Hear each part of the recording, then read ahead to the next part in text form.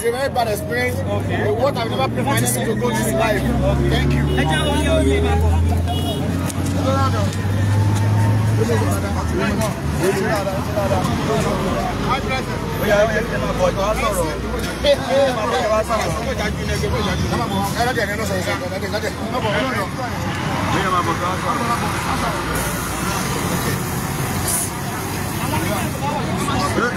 Yeah.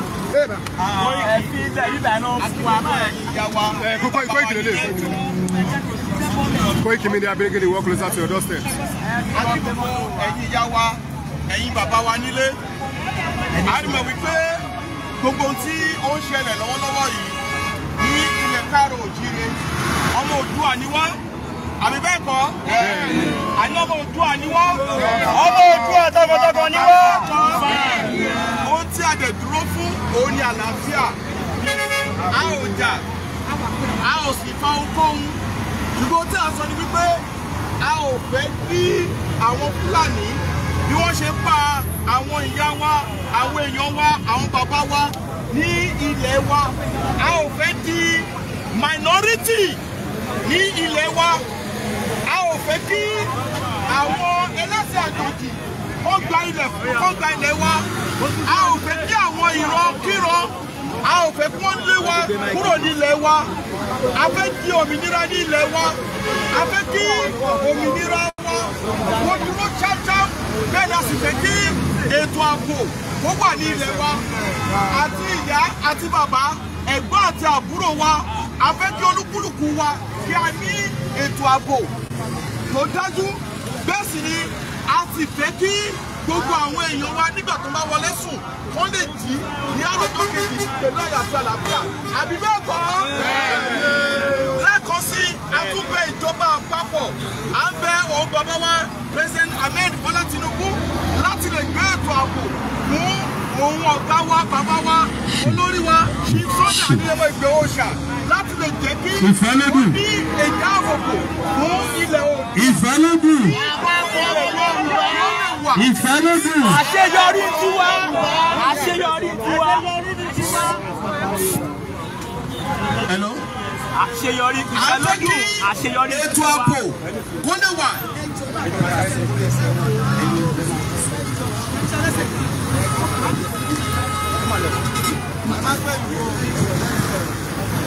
Ọmọ Yorùbá ni wá o.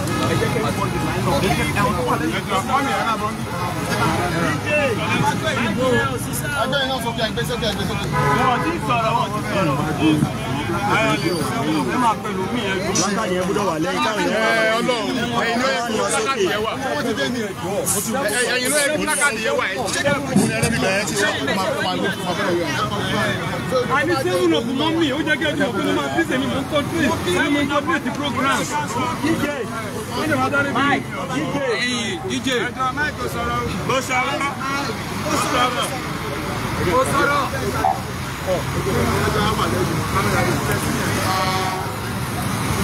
Mike ò sọ̀rọ̀. Hello, Miami.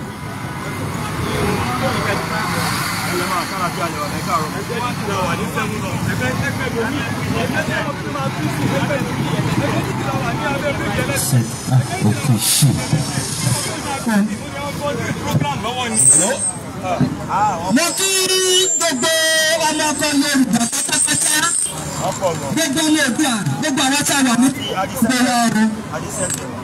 Olódùmarè ilẹ̀ Yorùbá kó kó gbogbo wa lọ o. Ayọ̀ àtàlàáfíà tí gbogbo wa padà sí ilé wa.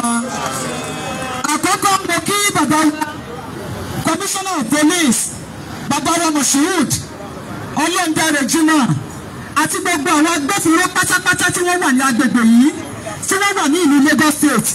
A kí yín pé ẹ kú iṣẹ́ takuntakun o. Olódùmarè kò ní jẹ́ kí ọpẹ́ ọba àdá ọba kó ṣàyín lẹ́sẹ̀. Èyí tẹ́ ẹ ṣiṣẹ́ yín, ọwọ́ yín lọ́ọ́ fi gbẹ̀tọ́ yín o. Àmọ́ rírì yín, àmọ́ takuntakun iṣẹ́ tẹ̀ ń ṣe fún wọn nínú Lagos State. Àti gbogbo ọlọ́pàá tí ń bẹ nílẹ̀ Yorùbá pátápátá, àti gbogbo yín pátápátá. Bàbá wa lẹ́yìn náà, ọkọ wa nìyẹn, ọmọ wa nìyẹn, ẹ̀gbọ́n wa nìyẹn, àbúrò wa nìyẹn.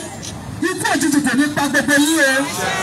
Ó tí gbogbo àwọn ọmọ Yorùbá, òun tó ń bá síbí mẹ́rin fún ọkọ̀ gbogbo ẹ̀yin agbófinró, ọkọ̀ gbogbo ẹ̀yin elétò ààbò pátápátá, torí yín ẹkú iṣẹ́ o ẹkú àfọmọ ènìyàn ṣe ògbó ò ní pa yín o. bákan náà mo kí bàbá wa Bọ́lá Ahmed Tinubu mo kí wọn pé wọ́n gbúrú ètò ìlú wọ́n kú iṣẹ́ Olódùmarè yóò tẹ̀kọ́ gúnlẹ̀ láyọ̀ eléyìí tí wọ́n tún wọ̀ níwájú wọ́n débẹ̀ lágbára Olódùmarè àwọn ọmọ wọn àwọn ìyàwó wọn àwọn ìyá wọn àwọn ẹ̀gbọ́n wọn àwọn àbúrò wọn olórí abẹ́ bàbá wọn Bọ́lá Ahmed Tinubu ẹni wípé tí a bá ń ṣe ní abẹ́ ilé ó ṣeé ṣe kí wọ́n má gbọ́ ohùn wa tí a bá wà nínú kọ̀rọ̀ yàrá wa ó ṣeé ṣe kí wọ́n má gbọ́ ohùn wa a bá jáde wá sí ìlú Èkó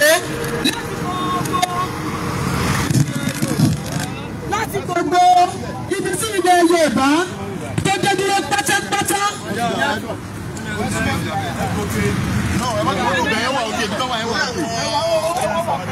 ẹ má wọrí láti gbogbo ibi tí ilẹ̀ Yorùbá dé dúró pátápátá gbogbo wọn la mọ̀ kákàkà gbogbo ibi tí ilẹ̀ Yorùbá dé dúró bàbá wa Bọ́lá Ahmed Tinubu gbogbo wọn tí a wà níbí pátápátá a rí bàbá wa nìyí ẹ̀yin lẹ́tọ̀ wá gbà torí ọmọ Yorùbá nìyí àwọn ọmọ yín àwọn lọ́wọ́ àwọn ọmọ yín ẹ̀lẹ́dọ̀dé. ẹ fún wa ní máìkì bá ti máìkì lọ nínú. ẹ fún máìkì ní wàhálà o.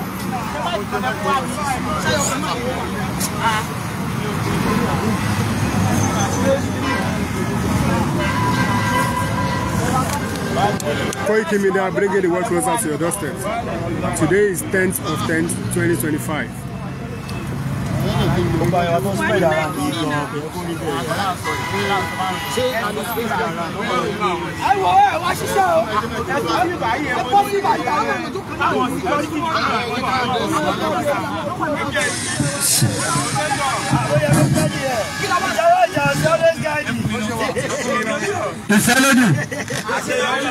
ìfẹ́lódù ẹjọ́ gbogbo àwọn tá a bá torí nǹkan yìí wá síbí báyìí ẹ jẹ́ ká súnmọ́ bí báyìí ẹ jẹ́ kí gbogbo wa súnmọ́ bí báyìí ẹ jọ̀ọ́ nítorí Ọlọ́run ohun tá a fẹ́ ṣe ọ̀pẹ́ ẹ jẹ́ kí gbogbo wa súnmọ́ bí àwọn tá a bá wà ní tó jẹ́ torí nǹkan tá a ṣe wá rèé ẹ má jẹ́ ká ń gàrà káàkiri ẹ jẹ́ ká máa bọ̀ níbí ẹ jẹ́ ká súnmọ́ bí yàtọ̀ sára security wa ẹ jẹ́ ká súnmọ́ bí báyìí ẹ jọ̀ọ́.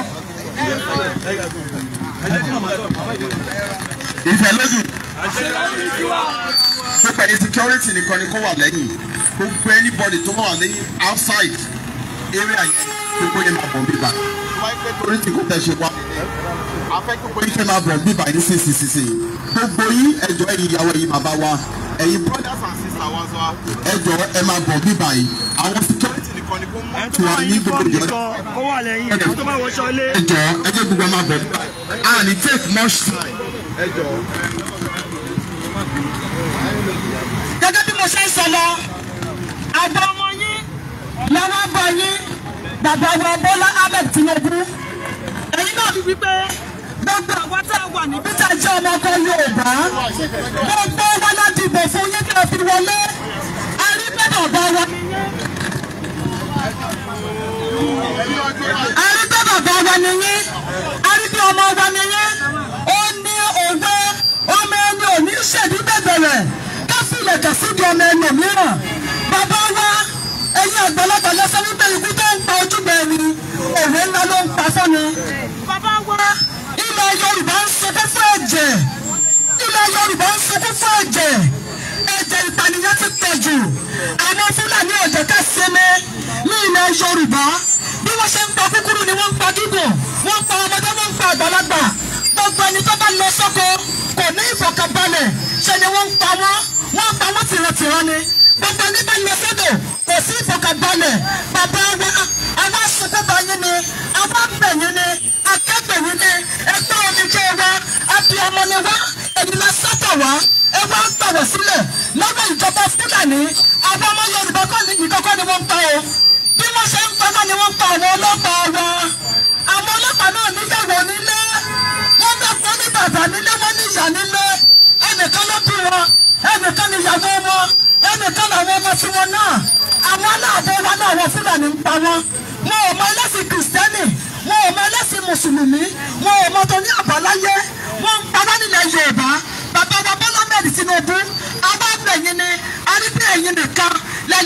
ṣe ẹ dìde kẹ́ ẹ gbọ́ igbe wa kẹ́ ẹ gbà wá ẹ̀yin náà wọ ìṣẹ̀lẹ̀ tó ń ṣẹlẹ̀ ní ilẹ̀ Kwara lọ́wọ́lọ́wọ́ gbogbo ilẹ̀ Kwara kò sí ọmọ Yorùbá tó lè sùn tí wọ́n lè fún kò tí ẹ sẹ́ni tó ń sùn ní ọjọ́ ẹnikẹ́ni ò lè bá oorun orí ìdúró lóníkálukú ọ̀rọ̀ tí lè fi mọ́ inú fún àyà fún olóníkálukú ń gbé nínú ilé olóko ò lè roko olódò ò lè rodò a ò lè jẹ a ò lè mú ọkàn wa gbàgbé nítorí ikú òjijì tó wọlé mú àwọn ọmọ Yorùbá bàbá wa Tinubu abẹ̀yìn ni aròyìn ni ìjọba tó ń bọ̀ lọ́nà àwọn náà la ń dìbò fún yín nígbà tó bá pa gbogbo wa tán tá a lè fẹ́ rí lẹ́yìn yẹn nígbà tó bá pa gbogbo ọmọ Yorùbá tán tá a lè fẹ́ dún tá a lè fẹ́ mọ̀ pẹ̀lú àwọn èèyàn yín àwa náà ní ti yín ẹ gbà wá a mọ̀ pé àwọn Fúlàní oríṣiríṣi ni ìran wọn àwọn tí wọ́n ń pànìyàn tí wọ́n sọ̀rọ̀ àwọn di terrorist tí wọ́n sọ̀rọ̀ àwọn di bandit tí wọ́n sọ̀rọ̀ àwọn di ajínigbé àwọn là ń sọ níbẹ̀ a ò sọ àwọn tó da nínú wọn torí gbogbo ẹ̀ ti dà papọ̀ abẹ̀yìn ni ẹ bá wa jẹ́ kí ètò ààbò yìí ẹ bá wa gbọ́gbé sókè ẹ bá wa ṣe ìrónilágbára fún ètò ààbò ní ilẹ̀ Yorùbá kí ètò ààbò tó péye kó lè wà lórí wa tá a bá lọ sí ìrìn àjò ẹ̀rù á máa bà wá láti wọ mọ́tò láti ibìkan sí ibìkan ó yà ń pàdé ikú òjijì lọ́nà bàbá wa bẹ̀yìn ni àrùn ọ̀yìn ni gbogbo àwọn abíọ́ ajáde síta à ń pọ̀ wọn sókè bẹ́ẹ̀ ká ẹ gbà wá ẹ gbà wá. Bàbá wa tó lọ́mẹ̀ Tinubu.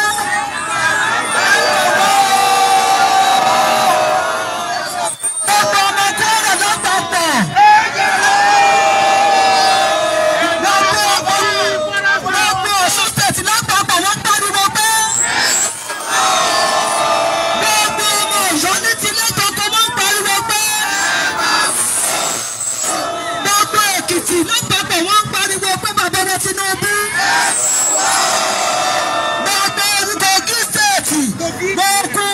Lápapọ̀ wọ́n ń pariwo pé bàbá wa Tinubu. Gbogbo Oǹdó lápapọ̀ wọ́n ń pariwo pé bàbá wa Tinubu. Gbogbo Ọ̀ṣun lápapọ̀ wọ́n ń pariwo pé bàbá wa Tinubu. Gbogbo Ògùn state lápapọ̀ wọ́n ń pariwo pé bàbá wa Tinubu. Gbogbo Lagos state pátápátá tá a wà yìí gbogbo wa panupọ̀ ń pariwo pé bàbá wa Tinubu. Gbogbo ilẹ̀ Yorùbá pátápátá Ìbàdàn Ọ̀yọ́ state Ọ̀yọ́ Aláàfin gbogbo ilẹ̀ Yorùbá Ẹdó Lagos Ṣẹ̀kírì Ilé Ifẹ̀ gbogbo ibi tí ilẹ̀ Yorùbá dé dúró apanupọ̀ apariwo pé bàbá Tinubu. Bàbá wa Tinubu ohùn wa tá a gbé sókè sí yín lónìí agbàgbé abiyamọ nìyí agbàgbé bàbá wa nìyí agbàgbé tí ẹ bá gbọ́ eléyìí ẹ ó dá wa lóhùn ìtara abiyamọ ṣe yín ẹ ó wá nǹkan ṣe sí ọ̀rọ̀ wa ilẹ̀ Yorùbá bíléèdì fún ẹ̀jẹ̀ ẹ gbà wá ẹ jẹ́ ká sùpà fọwọ́ lórí ẹ jẹ́ gbogbo wàhálà tó ṣẹlẹ̀ yìí àwọn àgbẹ̀ wa ò lè lọ sóko oúnjẹ wọn ìyá wà nílùú ọkàn wa ò balẹ̀ obìnrin ló ń jìyà tó pọ̀ obìnrin ló ń jìyà tó pọ̀ jù ìgbà táwọn ọkọ wa ò bá lè lọ ṣiṣẹ́ láti mọ́wọ́ wọlé fún àwọn ayé àti ọmọ ẹ kí la fẹ́ jẹ bàbá wa ẹ gbà wá ẹ jẹ́ káwọn àgbẹ̀ wa ó lè lọ sóko kí wọ́n ṣe nǹkan ọ̀gbìn kó jẹ́ ọ̀pọ̀ nílùú ẹ gbà wá àti rówó iléèwé san àti rí nǹkan ọbẹ̀ rà àti jẹun ẹ̀mẹ́jì lójúmọ́ ó sì ogun fún gbogbo ọmọ Yorùbá agbẹ́ wa sókè àtúnṣọ yìí pé ẹ gbà wá.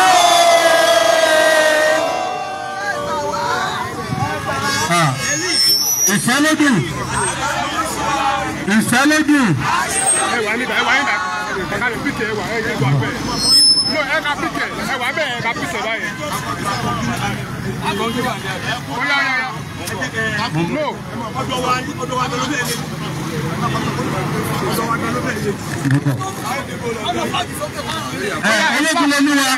Placard ẹ gbé placard sókè. Ẹ gbé placard sókè placard.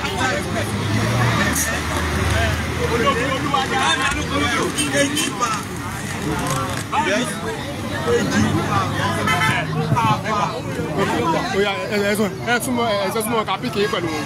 Ẹ bọ́ síbẹ̀ kàpíkì. Ẹ bọ́lẹ̀ kàpíkì pẹ̀lú wọn bẹ̀rẹ̀. Bàbá.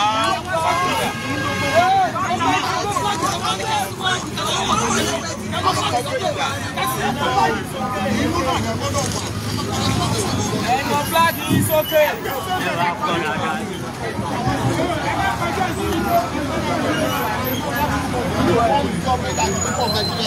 This is likely to happen.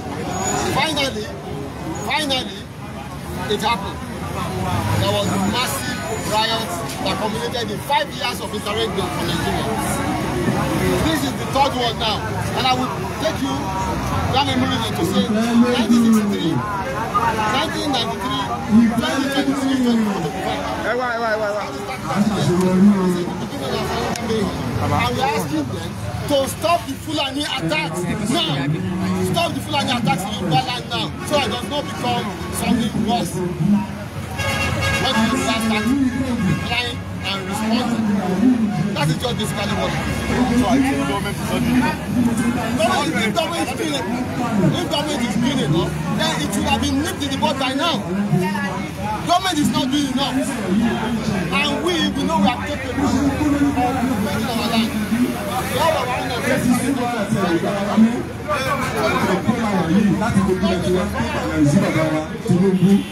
pé kó gbà wá lé ó ti sú wa ìlú lẹ́gbẹ̀ẹ́ ta ló ṣe ọ̀pá máa pẹ̀lú ogun ẹ̀ bẹ́ẹ̀ ní ìgboro wọ́n ṣá lágbàá lọ́rùn ìwọ̀n fúlàní. ẹnìkan ló ń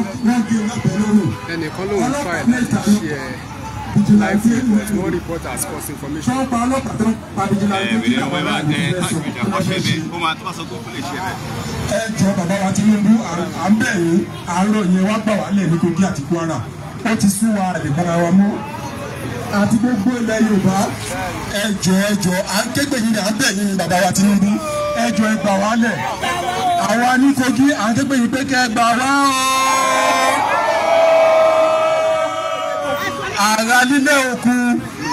àrà lílẹ̀ òkun ní Kogi àbẹ̀yìn àìtòrò Ọlọ́run ẹ̀rá gbàrà nílẹ̀ o. ajá o ó ti súnra o. ẹ̀rọ wà lọ́wọ́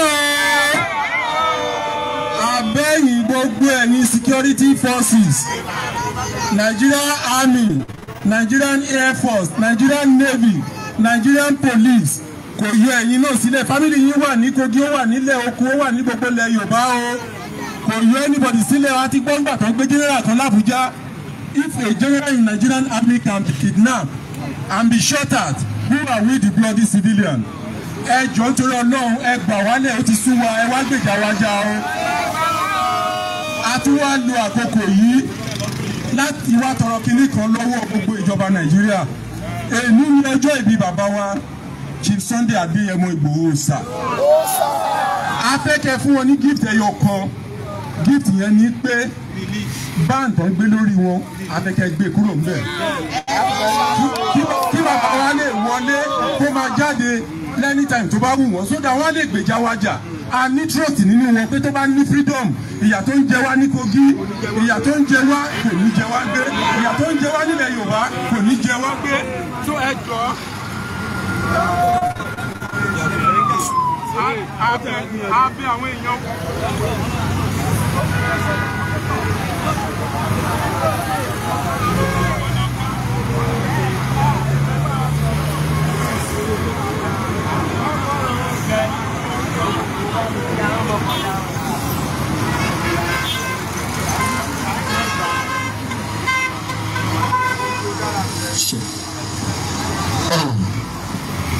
Ẹ ṣeun gẹ́gẹ́ bí mo ṣe ń sọ̀rọ̀ pé gift tá a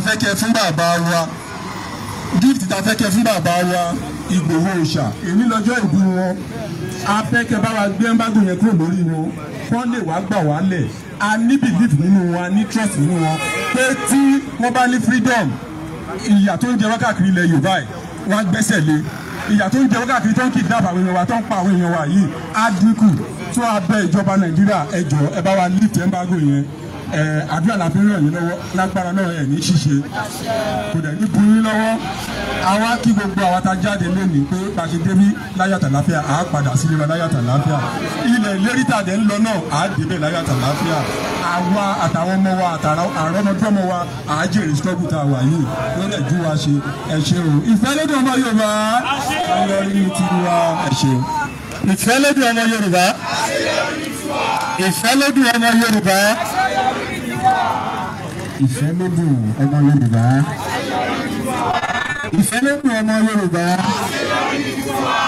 Ìfẹ́ ló dùn ọmọ Yorùbá. No, ibẹ̀ náà lẹ máa wà. Ibẹ̀ lẹ máa wà. Ó kí Ọlọ́run ọba Elédùmarè. Ọba àjíkí, ọba àjígẹ̀, ọba àjísà. Agbẹ́rẹ́ rẹ̀ kárí ayé. Ẹlẹ́ni àtẹ̀ká. Alápá kábíkábí. Ọ̀gbàgbà tí gbáràlú tí gbárà oko. Elédùmarè. Ẹ bá ń pariwo pé Elédùmarè.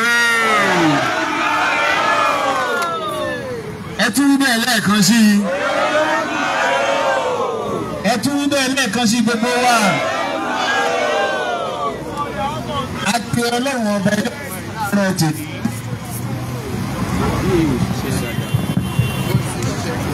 Kó wá gbóhùn àwọn ọmọ rẹ̀. Gbogbo ẹgbẹ́ ìfẹ́lódùn àpapọ̀ jákèjádò orílẹ̀-èdè yìí nílé lóko àti lókè òkun. Láparapọ̀ sínú Èkó lénìí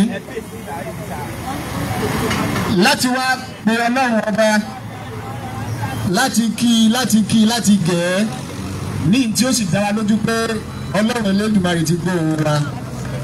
Bẹ́ẹ̀ ni àbí bẹ́ẹ̀ kọ́? Àwa kí ààrẹ wa bàbá Jagaban of the world President Bola Ahmed Tinubu Aṣíwájú, the Jagaban of our time. À ń kí bàbá ọmọ olódòdó wípé wọ́n kú oríire orí àpèrè tí wọ́n jókòó sílẹ̀ Nàìjíríà. Àwọn ọmọ wọn ní gbogbo ilẹ̀ Nàìjíríà náà lápéjọ síbí. Ọmọ Ọ̀yọ́ wà ń bí, Ogun State wà ń bí, Edo wà ń bí, Kwara State wà ń bí, Kogi State wà ń bí, Ọ̀yọ́ State, Ekiti, Ọ̀ṣun State, gbogbo apáta la péjọ síbí. Tó náà mọ̀ wípé pípéjọ wa yìí tí a bá wá bí a ti ṣe wá yìí, ó dá wa lójú pé bàbá ohùn wa yóò sì dé ọ̀dọ̀ wọn. Kò sí nǹkan tí àtòrí ẹ̀ jáde tá à ń bẹ̀bẹ̀ fún. Bàbá tó bí wa bàbá ni, a sì mọ̀ wọ́n gẹ́gẹ́ bí bàbá. Olójú òsì ní la ojú ẹ̀ sílẹ̀ kí tàlùbọ̀ kò wọ́ àbí kí wọ́n kí igi bọ́ lójú. Gbogbo náà la mọ̀ tó dá wa lójú pé inú bàbá wa President Bola Ahmed Tinubu di Jagaban, inú wọn ò dùn sí i tó ń ṣẹlẹ̀. Gbogbo ọpátá la mọ̀ bẹ́ẹ̀, ṣùgbọ́n ẹ̀jẹ̀ tá a fẹ́ bẹ̀ ká ṣe torí ẹ̀ jáde. Ó wá wà dájú pé àbájáde la ti ń sọ ohun ọ̀ jáde. Àbójọ ni àbí ọ̀lẹ ni ọmọ ìfẹ́ lọ́wọ́ lẹ́yìn ìfẹ́ kì í ṣe bẹ́ẹ̀. Orúkọ mi ni Prophet Ológunlolúwa.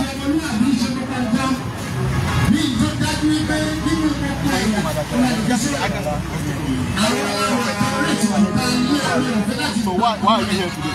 Yeah, we are here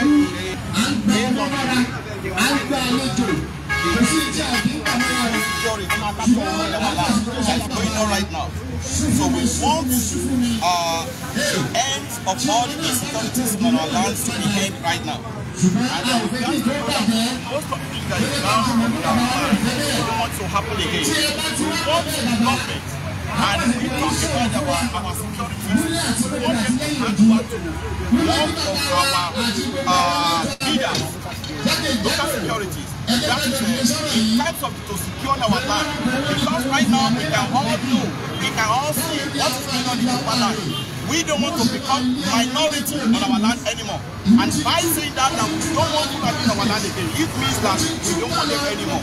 They have been intruder, they have been covered everywhere in our land. They have surrounded all our land. And we don't want them right now anymore. So we appeal to the government that we want security in our land, and that is the reason why the Yoruba people are gathered today to tell the government that we don't want insecurity in our land again. We want security. We want, you can imagine, on our land, Our fathers, they can't go out. Our mothers, they can't go out. Our children are being kidnapped. Our women are being raped. And no security anymore in our land. And if Fulani want to take over our land, that is what we don't want it to happen in our land. We don't want that sort of privileges. And that is why we are calling the government to do something about it. Because we Yorubas, we are very intellectual. We have potential, integrity, and a human feelings. And that is why we don't want any war. And that is why we are called on our president, President Ahmed Bola Tinubu, to do something. We are not running away from war. That is not the fact. We are not running away from war. But we don't want war in Yoruba land. You understand? We don't want war in Yoruba land. That's why we call on the President Ahmed Bola Tinubu to do something on time before it gets out of the hand. We are tired. We are not afraid of anything. All the Fulani people in Yoruba land, we don't want them anymore. We don't want Fulani in our land again. Enough is enough. They are killing us every day. They are killing us all the time. We don't want all this again. So that's the reason why we got here to this one today, to let the government know that enough of all this thing on our land, we don't want it anymore. If they want peace, we have to stand for the peace, and we don't want anyone. We stand for peace, I will remain for war. That is it. Thank you so much. So your name again? My name is Prophet Olokundoluwa.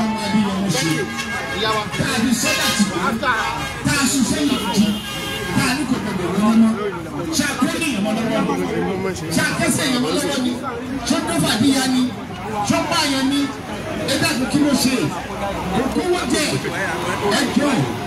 Orí ìdọ̀bálẹ̀ ní gbogbo wọn wà àtìkúlẹ̀ kí wọ́n bá wa fún bàbá wa Májàsọ́lá ní freedom kó lè yan fọ́ndà gẹ́gẹ́ bí ọmọ ilẹ̀ Yorùbá gidi gẹ́gẹ́ bí ọmọ ilẹ̀ yìí gidi ní ìtọ́jẹ́ pé ẹ̀rù gbẹ̀gbẹ̀ ní Sunday Igboho ní gbogbo ilẹ̀kílẹ̀ tó bá wọlé dé láì tí ì gbà rárá tẹrú tọmọ àlejò wọ́n mọ ṣákíjokíjo ni bẹ́ẹ̀ ni jìnnìjìnnì á bá ìwé oko bẹ́ẹ̀ ni jìnnìjìnnì á bẹ̀rẹ̀ gbónú gbó. Bàbá wa Jagaban ẹ bá wa fi àṣẹ àti agbára àti àgàtẹ̀ ìjókòólé afẹ́kẹ́ ẹ bá wa fi ṣí bàbá Májàsọ́lá ẹ bá wa fi bàbá Májàsọ́lá náà ṣe oníjọ̀gbọ̀n o kì í ṣe oníjọ̀gbọ̀n kì í dẹ̀ ṣe oníwàhálà ẹni tí kò bá ti tọ́ òun náà ní ṣe kí ni kò ní tọ́ ẹ bá wa gbé ìwé ọ̀daràn kúrò lórí Chief Sunday Májàsọ́lá Ìgbòho ṣá. Ẹ bá wa gbé ìwé ìkórìíra wanted yìí ẹ bá gbé kúrò lórí wọn. Bẹ́ẹ̀ náà sì ni kí ló dé kí ló máa dé yọmọ ṣe. Kò lè náwó bó ti ṣe fẹ́ kò lè wọ ilé ìfowópamọ́ láti gba tọ́rọ́ jáde àbí sísì àbí ṣe ni ìjọba àpapọ̀ ti ṣèwádìí wípé wọ́n rí owó wọn lọ́wọ́ rẹ̀ níbí tí ò bá ti wá rí bẹ́ẹ̀ à ń tún fi eléyìí náà pèpè ẹ dẹ́kun ẹ jọ̀wọ́ ẹ bá wa gbé ẹsẹ̀ kúrò lórí àkáǹtì Májàsọ́lá ọmọ Adéyẹmọ kó lè ná orí ọ̀fẹ́ òun náà níyàwó ńlé tó fẹ́ náwó lé lórí ó bímọ ó ní àwọn ẹbí tí ó jẹ́ wípé òun ni breadwinner lé wọn ẹ dẹ́kun tí kò bá lórí ọ̀fẹ́ láti lọ gbọ́ owó jáde kó ná bó ti ṣe fẹ́ báwo ló ti fẹ́ ṣe ètò ìṣàkóso inú ilé ẹ̀ gbogbo iṣẹ́ tó ń ṣe àti bísínẹ́sì ẹ̀ nílẹ̀ yìí gbogbo ẹ̀ ló ti tọwọ́ délẹ̀ à ń bẹ̀ yín o ẹ̀yin kẹsàn án gbé tó ṣe bí òun wípé ọmọ ẹlò oníṣèlú bẹ̀rẹ̀ wọ́n fi lè kẹsí bí ọmọ ẹlò míì ẹ̀yin àgbààgbà wa nílẹ̀ káàrọ̀ òjúre àti gbogbo ilẹ̀ pátápátá nílẹ̀ Nàìjíríà à ń bẹ̀ yín ni o àtẹ̀yin lọ́balọ́ba ẹ̀yin lóyèlóyè ẹ̀yin lọ́lálọ́lá ẹ̀yin onígbìmọ̀ ẹ̀yin amòfin ẹ̀yin agbófinró ẹ̀yin adájọ́ tó bá ṣe bẹ́ẹ̀ tẹ́ ẹ bá ti kí bọ́ra yín lójú ojú ọ̀kan yín àti ẹ̀yìn ọ̀kan yín lẹ ti kàn yẹn o tẹ́ ẹ bá ti kí bọ́ra yín lójú tẹ́ ẹ ṣe bẹ́ẹ̀ tẹ́ ẹ filẹ̀kẹ̀ tẹ́ ẹ kẹ́ ẹ fi sídìí ọmọ yín tẹ́ ẹ wá lọ fi sídìí ọmọ ẹlòmíì yóò padà dùn yín lọ́la o ẹ lọ rántí dáadáa kẹ́ ẹ lọ rántí dáadáa kẹ́ ẹ lọ rántí dáadáa mélòó nínú àwọn akọni wa nílẹ̀ yìí ló jẹ́ pé wọ́n ti rọrùn àṣàǹtẹ̀ lórí irúfẹ́ ìrìnàjò báyìí ṣùgbọ́n ẹ má jẹ́ ká fi wẹ́nu sọ̀rọ̀ tán àwọn ń dáàbò bó tiwọn àwọn mú ọmọ tiwa à ń lè fẹ́ kó gbàjẹ́ ẹ dákun nígbà tí wọ́n bá mú aṣọ tí wọ́n ká lára wa tán tí wọ́n sọ wá doní òòrùn tán tí wọ́n wọlé tì wá wọ́n mọ̀ wá mú wa wọ́n mọ̀ pa á bí ẹran à ń fi eléyìí sọ fún ìjọba wà wípé a ò kì í ṣe oníjàgídíjàgan ṣùgbọ́n tí Please ọmọ love, rẹ̀ like yìí and share the tí program. This gbogbo is wa Koiki tá a Media bá bringing ní the world closer to ògiri your doorstep. Today is 10th of October 2025. Èyí ní ọjọ́ kẹwàá oṣù kẹwàá ọdún 2025. a kí ìjọba àwọn agbófinró wa ní Lagos State bàbá wa commissioner of police wa Jimoh Ọlọ́run dáre wọ́n kúrò fọmọnìyàn ṣe ọmọlúwàbí ni wọ́n jẹ́ kí a mọ̀ wípé gbogbo apáta náà lọ̀rọ̀ yìí kàn pẹ̀lú ọ̀rọ̀ ìtùnú àti ọ̀rọ̀ ìwúrí tí wọ́n bá wa sọ táwa náà sì tẹ̀lé bẹ́ẹ̀ ṣebí ó wà nínú òfin nínú ẹsẹ̀ orílẹ̀-èdè yìí wípé ìjọba àwarawa là ń ṣe government of the people by the people and for the people. ẹ dẹ́kun ìjọba tiwa ìjọba àwarawa ìjọba tiwọn ìjọba tiyín tó bá ti wá di pé ìjọba yóò ní fẹ́ rí bẹ́ẹ̀ mọ́ ẹ dẹ́kun kí là ń sọ yìí omi ti tẹ̀yìn wọ̀gbìn lẹ́nu nìyẹn àwọn ń bẹ̀ wá kó bí wọ́n má tẹ̀yìn wọ̀gbìn lẹ́nu kó má di pé àwọn ọmọ ilẹ̀ yìí jákèjádò àtàwọn èèyàn wa tí ń bẹ lókè òkun tó jẹ́ ọmọ Yorùbá ilẹ̀ yìí ká má gba àṣíjú padà sí àwọn ọ̀tá nítorí eléyìí òun la ṣe jáde tí a ṣe ń bẹ̀bẹ̀ wípé kí ìjọba àti gbogbo àwọn ìgbà bá ń bẹ nílẹ̀ lókè òkun ká tẹ́tí sọ̀rọ̀ wa ká lè gba dáwọ́pọ̀ kájọ ṣe kó lè dánmọ́rán nígbà tí eléyìí lẹ́ẹ̀kan sí akíkọ̀ọ́ commissioner of police bẹ́ẹ̀ náà la kí gómìnà wa ní Lagos State gómìnà Sanwó-Olú Babájídé Sanwó-Olú àti gbogbo àwọn gómìnà wa ní ilẹ̀ káàárọ̀ òjíire Ọ̀yọ́ Èkó Oǹdó Ògùn Kogi Kwara àti Ọ̀ṣun gbogbo yín náà la kí o ẹ wá parapọ̀ ọmọ Yorùbá kì í ṣojú o ọmọ Yorùbá Ọ̀yọ́ náà ń bẹ nínú àwọn gómìnà tí a ti kí bẹ́ẹ̀ náà la kí gbogbo àwọn lẹ́balẹ́ba náà ẹ jẹ́ ká padà nínú èmi jọ ìlú òjìní èyí tí gbogbo wa ń ṣe káàkiri ọba alágbájá ẹ tẹríba fún ọba làkàṣègbè kájọbalẹ̀ fáwọn ẹ̀rá kọ̀mọ̀ sọ kíkámẹ́gà kí la fẹ́ gbà ń bẹ̀ ẹ rántí ogun Èkìtì parapọ̀ ẹ má jẹ́ kó tún ṣẹlẹ̀ o èyí tó ń bọ̀ yìí tí a bá tètè panupọ̀ ká parapọ̀ kí ẹ̀yin bàbá wa náà kẹ́ ẹgbẹ́ ẹ̀bẹ̀ wa ká bá àwọn agbésùnmọ̀mí yìí sọ̀rọ̀ kí wọ́n ti gbẹ́tẹ́ lọ́wọ́ tí ó bá di wípé a bá kan ògiri tá a kàn ògiri tá a yíjú padà yóò fẹ́ lágbára díẹ̀ o nípa di eléyìí a kí gbogbo àwọn tá a jáde wá tá a jẹ́ ọmọ ìfẹ́lódùn jákèjádò gbogbo ibi tí oníkálukú wa ti jáde ilé wa ọ̀nà wa kò ní bàjẹ́ o ilé wa ọ̀nà wa kò ní dàrú bá a ti ṣe fi nílẹ̀ ní ti dáadáa gbogbo náà lápàdà sí lálẹ́ àti lálàáfíà àwọn kí gbogbo wa lẹ́ẹ̀kan sí wípé ọmọ akínní wa kú fọmọnìyàn ṣe àwọn ọmọ akíntí kì í ṣojo pẹ̀lú ògbólódé Ọlọ́run gbogbo náà lájọ délẹ̀ lórí a sì mọ̀ wípé bàbá President Bola Ahmed Tinubu wọ́n ti gbọ́ ń bá àwọn wíwá ìbáyìí ló ti kàn wọ́n lára tó àwọn kan wà around àwọn náà sì gbọ́dọ̀ gbọ́ pé àwọn ọmọ mi nìyí wọn ò gbọ́dọ̀ ṣe kí ni wọn ò gbọ́dọ̀ fìyà jẹ wọ́n nípa báyìí a ti pè wá o àbálẹ̀ láyọ̀ o lẹ́ẹ̀kan sí i bàbá wa Májàsọ́lá ti Sunday Adéyẹmọ Ìgbòho ṣà kì í ṣe ọ̀daràn o ẹ jọ̀ọ́ gẹ́gẹ́ bí àwọn akẹgbẹ́ mi ṣe sọ lẹ́ẹ̀kan gbogbo ẹ̀yin láṣẹ ẹ̀yin lọ́balọ́ba àti mẹ́rin lóye à ń sọ fún yín pé ẹgbà wọn ẹ bá wa tú bàbá Májàsọ́lá sílẹ̀ ẹgbà wọn ẹ bá wa tú Májàsọ́lá sílẹ̀ ẹgbẹ́sẹ̀ kúrò lórí àkáǹtì wọn Májàsọ́lá kì í ṣe ọ̀daràn ẹgbẹ́ ẹ bá wa gbẹ́sẹ̀ kúrò.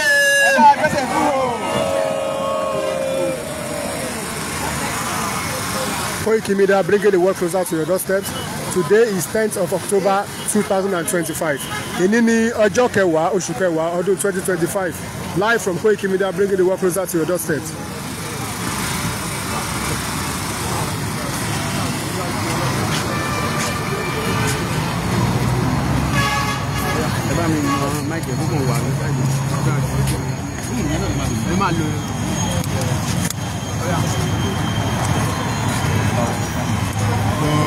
Black.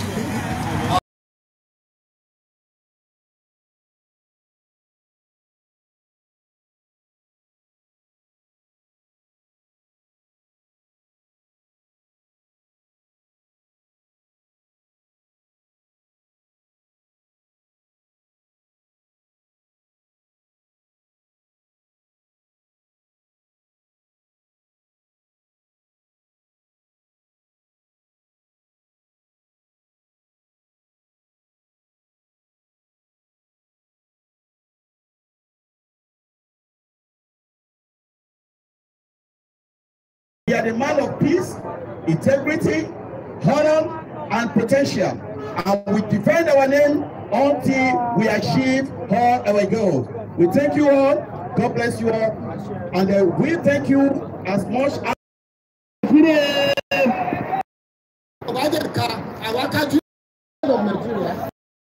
and the terrorism. But today, we speak healing on our own land, Yoruba land, where our farmers can no longer farm without fear, where our tribals and kidnapping on highway, where ransom demand tears the families apart, and where the blood is playing on the ancestral soul. There is not in the heritage of our father and the mother handed down to us. And our youth, we cannot stand by our watch, our tomorrow destroyed today. The Yoruba are the people of the culture, of honor, and the courage.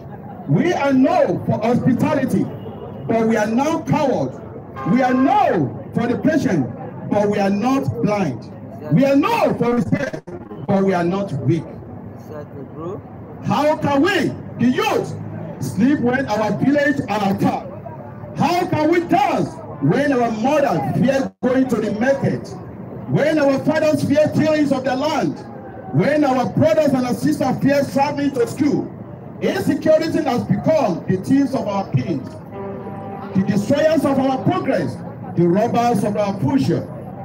And let it be known today, we the Yoruba youth and the land, both home and diaspora, refuse to accept the immoral and the number we refuse to accept a Nigeria where Yoruba sons and daughters live as a stranger on their own land. We demand protection. We, when government fails, we will rise to protect ourselves. We demand justice, and where the system delay, we rise on our voice until justice serves. What we are calling for to deceive the action, the Yoruba cannot remain silent while the blood of the innocent cries from the soil. We cannot fold our hands while the forests of Oyo, Ogun, Osun, Ekiti, Ondo, Kwara, Lagos, and parts of the Kogi are turned into the hidden place of the criminal. To the government, we say fulfill your constitutional duty, protect life and the property, secure our border, equip our security forces, and the root out the corruption in the reign. Stop treating Nigerian lives as mere statistics. To our people, especially the youth, we say unity is the greatest strength. We must come together, farmer, trader, students, and the worker, leaders and the communities to defend our land. Let us receive our community watch system, strengthen Amotekun and all the Agbekoya and the others to foster resistance at the grassroots level. We are Yoruba. We are the children of Oduduwa. We are the youth of the land. We are the future. We are the survival world. Constellations and the oppression, we will not bow to fear. We will not surrender our land to criminals.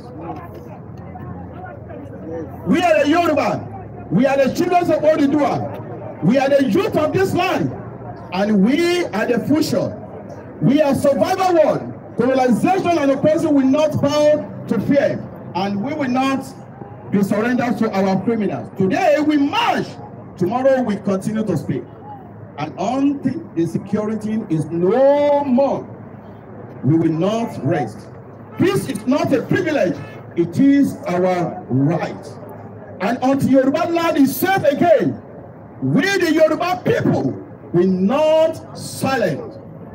We call on all our youth and all our leaders in Yoruba land, at home and all in diaspora, to arise and unite in the fight against the insecurity in our land.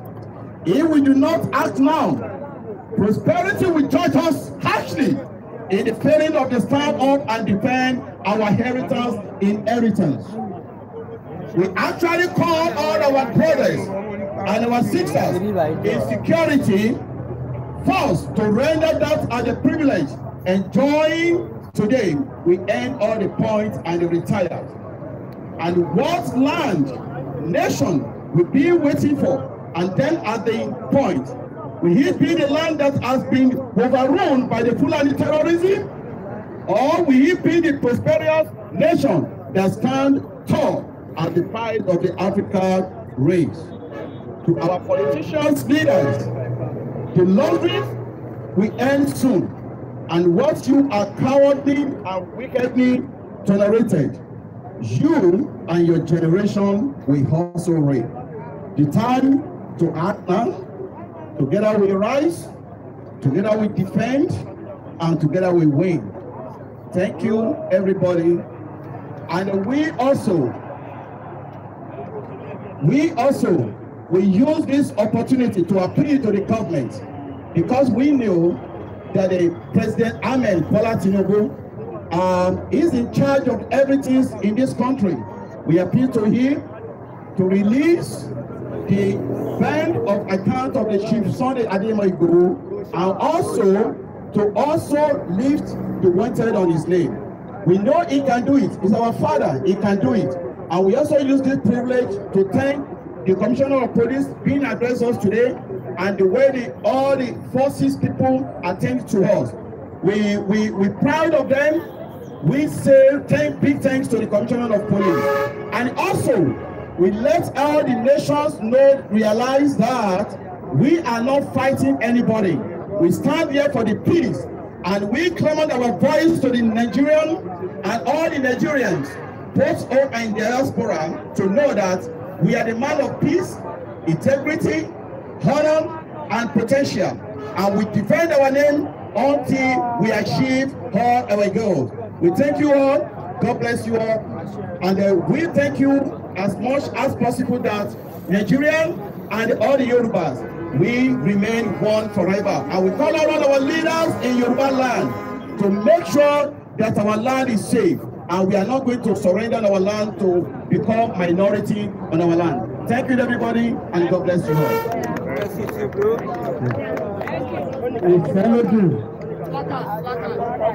Ìfẹ́ ló dùn.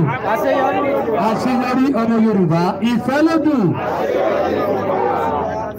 Àkọ́kọ́ adúpẹ́ ní ọwọ́ Ọlọ́run fún ìpéjọpọ̀ wa níbí báyìí lónìí. Mo dẹ̀ kí àwọn àgbàlagbà tí wọ́n ti sọ̀rọ̀. A dẹ̀ dúpẹ́ lọ́wọ́ Commissioner of Police Lagos State. Torí pé bàbá ni wọ́n jẹ́, adúpẹ́ ní ọwọ́ wọn. Bẹ́ẹ̀ náà dẹ̀ ni adúpẹ́ ní ọwọ́ bàbá wa Bọ́lá Ahmed Tinubu, torí pé bàbá ń ṣe takuntakun ní orílẹ̀-èdè Nàìjíríà. Adúpẹ́ gan ní ọwọ́ wọn, ẹ̀mí bàbá náà máa gùn fún wa. Wọ́n á ṣe àṣeyọrí ní ipò náà tí wọ́n wà. Àwa fi àsìkò yìí náà ń bẹ̀bẹ̀ ní ẹ̀rí àwọn bàbá mi ti sọ̀pọ̀lọpọ̀ ọ̀rọ̀, àwọn èèyàn wa ti sọ̀pọ̀lọpọ̀ ọ̀rọ̀, àwọn ọ̀dọ́ náà ti sọ̀pọ̀lọpọ̀ ọ̀rọ̀, ṣùgbọ́n ẹ̀bẹ̀ yọkan là ń bẹ̀. A nígbàgbọ́ ní pé tí ìjọba bá gbé ẹsẹ̀ kúrò lórí bàbá wa Májàsọ́lá Ìgbòho Òòṣà, torí pé wọn kì í ṣe ọ̀daràn, wọn kì í ṣe ẹni ibi, ẹni tí ó ń jà fún ẹ̀tọ́ ọmọ ènìyàn ní bàbá yìí.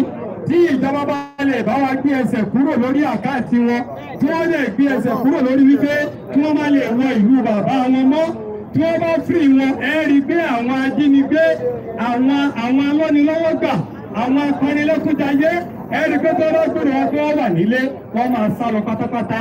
À ń bẹ ìjọba àpapọ̀ orílẹ̀-èdè yìí kí wọ́n jọ kí wọ́n bá wa fi orí jì bàbá wa pátápátá, kí wọ́n lè padà sáàárín àwọn ọmọ wọn, àárín àwọn ẹ̀gbọ́n wọn, àárín àwọn àbúrò wọn, àárín àwọn ìyàwó àti ọmọ wọn. So à ń bẹ ìjọba ní o, a wà níbí lónìí fún ìfẹ́ ilẹ̀ wa àti ìtẹ̀síwájú ilẹ̀ Yorùbá. A ò sí níbí fún ìjà tàbí agídí tàbí nǹkan kan. Àwa bẹ ìjọba àpapọ̀ ni. A lè tún fásitì yìí náà bẹ̀ wọ́n pé kí wọ́n dẹ̀ wọ́n pọ̀ mọ́ ọmọ tó, kí wọ́n gbé ètò ààbò ilẹ̀ Yorùbá gẹ́gẹ́ bí ti ìfọwọ́sowọ́pọ̀. Ṣé àpò ọ̀rọ̀ yìí ojú òpin tí wà láṣẹ Olódùmarè. Ọdún pọ̀ tí a fẹ́ sọ náà ju wípé ó ní lára bàbá wa tí ẹlẹ́ta yìí tí wọ́n mú tọ́pẹ́ ní bàbá wa Bishop Adesina tó dẹ̀ pé àmọ̀ pé àbàtà wọn DSS òun ni wọ́n wà tí a dẹ̀ mọ̀ pé ìwọ́n tó ṣe kò ní ṣe mọ̀ tó lókè sófin à ń fi àsìkò yìí àwọn ọ̀dọ́ à ń fi àsìkò yìí sọ fún àwọn tó jẹ́ DSS wa ẹgbẹ́ bẹ́ẹ̀ ṣe mọ̀ wá pé ọmọ ìyá ní gbogbo wa ẹ má jẹ́ ká bára wa jà ẹ jẹ́ ká fi ìṣọ̀kan ṣe gbogbo wa yìí pé nǹkan tó bá ṣe pẹ̀lẹ́ sọ̀ kò yẹ kó di wàhálà so à ń fi àsìkò sọ fún àwọn DSS pé ẹjọ́ kò ṣe bí apá mandate yìí o à ń sọ pé ẹjọ́ ẹ bá wa fi bàbá wa tí ẹ mú ẹ bá wa fi wọ́n sílẹ̀ lẹ́nu àbọ̀là torí pé nígbà àwọn tó já wọn ọlọ́pàá wa tí wọ́n sọ wọ́n máa àwọn ọ̀dọ́ ọmọ káàárọ̀ òjìire gẹ́gẹ́ bí alálàáfíà tó bá ti wá jẹ́ bẹ́ẹ̀ dájúdájú wọ́n pọ́n wa lé ni àwọn náà dẹ̀ ti pọ́n wọn lé tó bá ti wá rí bẹ́ẹ̀ yẹn ẹ bá wa fi bàbá Bishop Adésínà lẹ̀ nǹkan ti máa sọ nígbà tí kò kí olóyè ọ̀dọ́ wa ní diaspora táwọn náà ti sọ ọ̀rọ̀ tó pọ̀ rẹpẹtẹ mo dẹ̀ ti fún àsìkò sọ ní gbogbo àwọn ọ̀dọ́ ẹ jẹ́ ká fi ìfẹ́ ìṣọ̀kan ẹ jẹ́ ká fi ṣe ó ní agbèrò àwọn kò ní bí ọba lẹ̀ lẹ́ẹ̀kan sí èmi ọmọ ikọ̀ mẹ́tò mílíọ̀nù náà ni kò ní sú wa kò ní rẹwà.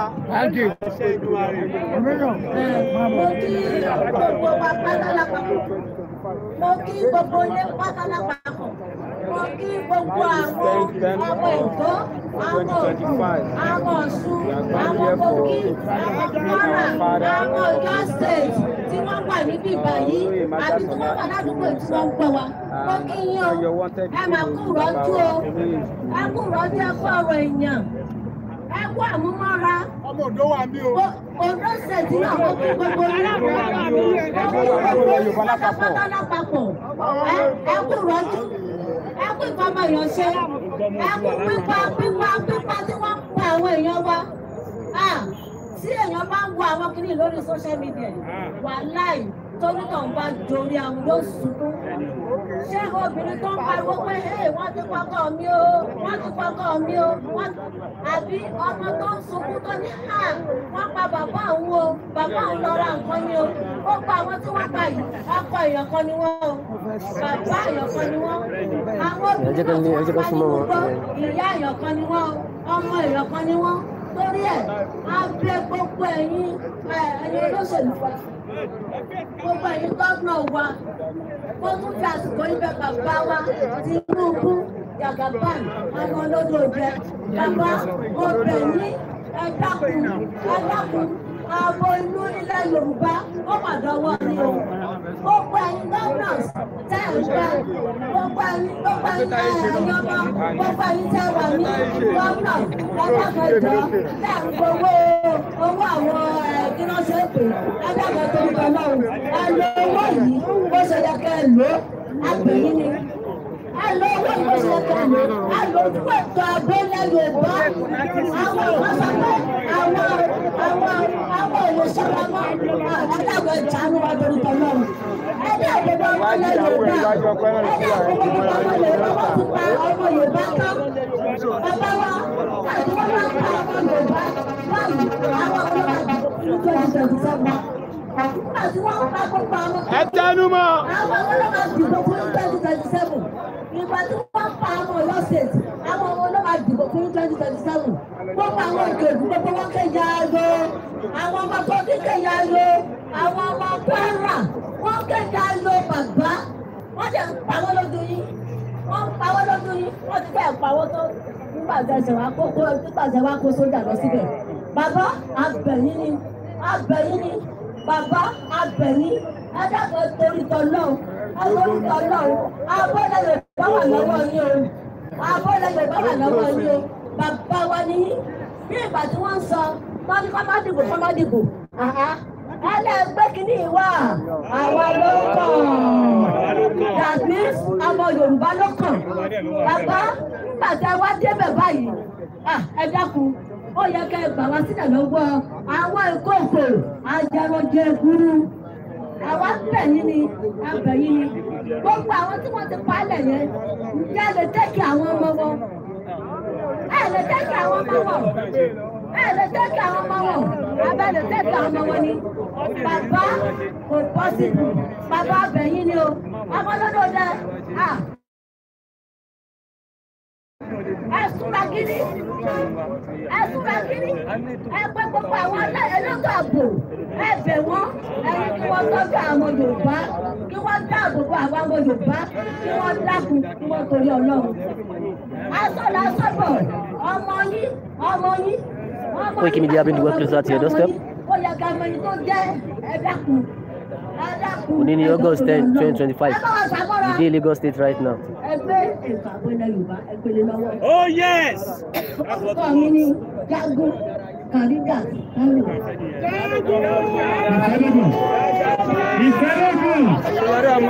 Ìfẹ́lódùn ní orúkọ ààrẹ wa bàbá wa Gani Alágbàlá tí wọ́n jẹ́ ààrẹ fún Ìfẹ́lódùn àpapọ̀ ọmọ Yorùbá káàkiri àgbáláyé.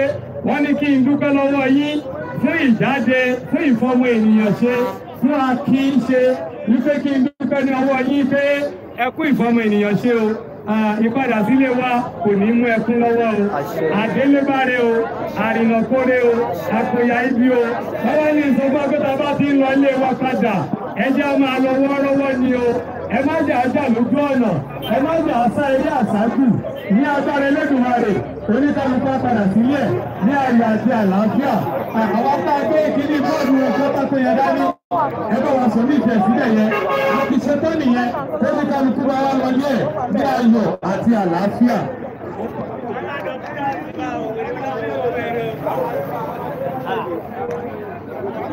Koiki Media bring the world closer to your doorstep. Bye.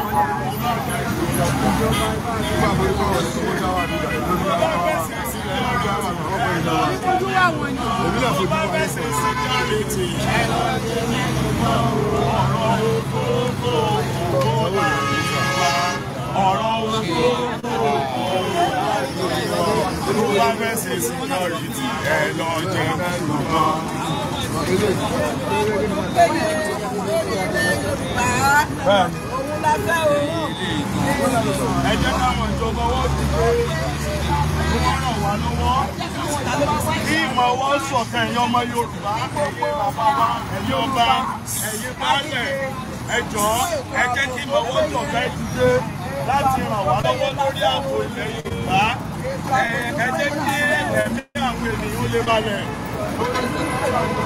Ẹgbẹ́ pílẹ̀kàdì sókè yẹn. Ètò ààbò ilẹ̀ Yorùbá àti orílẹ̀-èdè yìí lágbàgbọ́ lọ́jọ́ wá lógún. Àfẹ́ máa jáde lórí ìbẹ̀rù.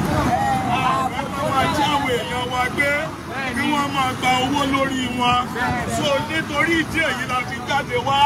Wọ́n fọ ọmọ Yorùbá tó wà nílé lóko. Ẹ̀yin náà ti dé. Ẹ jẹ́ kí ìmọ̀ ó ṣọ̀kan. Ẹ pe àwọn aráalé yín. Ẹ pe àwọn aráàlú yín. Ẹni tí wọ́n ti mú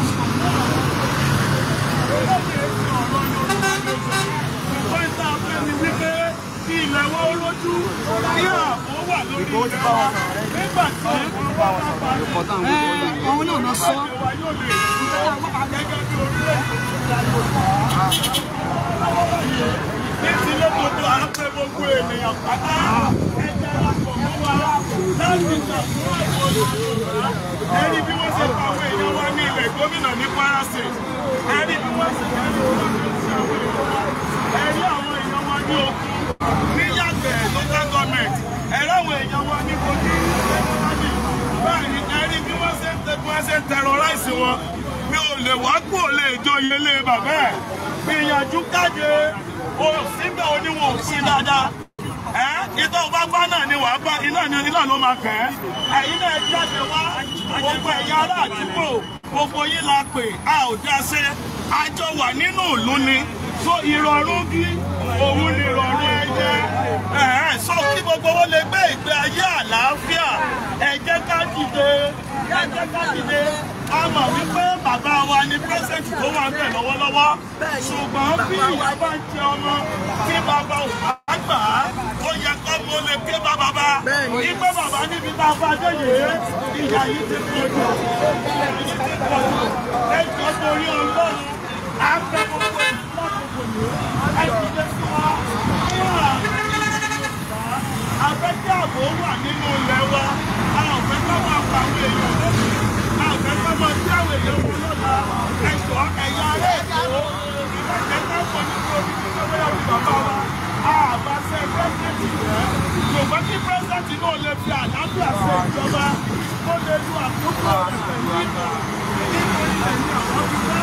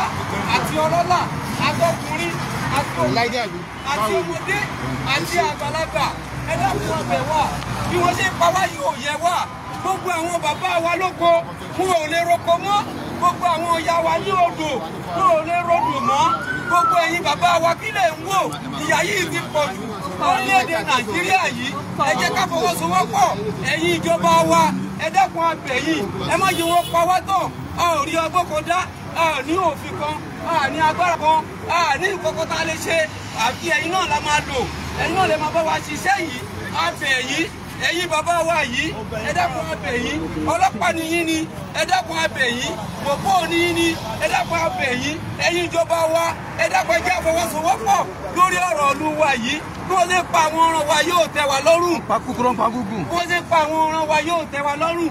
wọ́n pa kúkúrú wọ́n pa gíga wọ́n jí gbígbé wọ́n jí wa gbé wọ́n bá àwọn ìyá wa sùn wọ́n rẹ́pọ̀ àwọn ọmọ wa ọgbọ́n òun la fẹ́ fi ṣe é tí nǹkan yóò fi dohun ìtàn tàbí ní gbòòrò ẹ̀ mọ́ ẹ dákun abẹ̀ yín ẹ̀yin ìjọba wa ẹ̀ ń gbìyànjú ẹ̀ ń ṣiṣẹ́ yín ṣùgbọ́n a tún bẹ̀ yín lórúkọ Ọlọ́run Olódùmarè ẹ dákun abẹ̀ yín ẹ jẹ́ àjọ fọwọ́sowọ́pọ̀ lórí ìjọba ọ̀rọ̀ ìjọba wa yìí lórí ọ̀rọ̀ ìlú wa yìí lórí ọ̀rọ̀ orílẹ̀-èdè wa yìí tá a lè rìn kó ṣe ká rìn mọ́ lábàgbéra látẹ̀kọ́ tá ń lọ Ẹdó wàhálà ni láti Èkó lọ s'Ọ́yọ́ wàhálà ni ní Long Bridge wàhálà ni gbogbo ilẹ̀ Yorùbá pátápátá gbogbo Nàìjíríà ẹ̀yin ẹlẹ́tọ̀ ààbò ẹ̀ ń ṣiṣẹ́ ṣùgbọ́n iṣẹ́ yín wọn ò jẹ́ ó yọ ẹ dákun abẹ̀yìn iṣẹ́ yín wọn ò jẹ́ ó yọ gbogbo ìgbà làwọn kidnapper ń pọ̀ gbogbo ìgbà làwọn ajínigbé yìí ń pọ̀ jù gbogbo ìgbà ni wọ́n ń jí ọkùnrin gbé gbogbo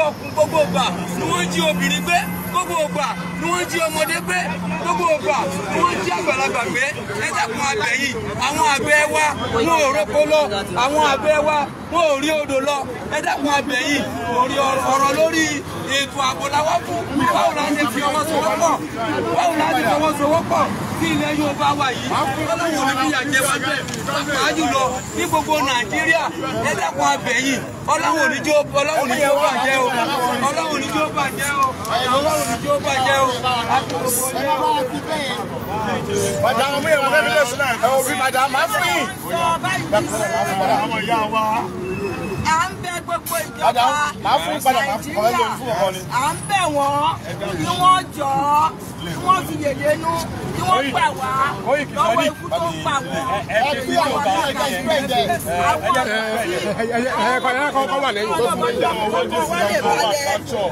jọ̀ọ́ à ń bẹ̀ yín ní o ẹ̀jẹ̀ látọrí wá pé kẹ́ ẹ gbà wá kẹ́ ẹ fún wa ní ààbò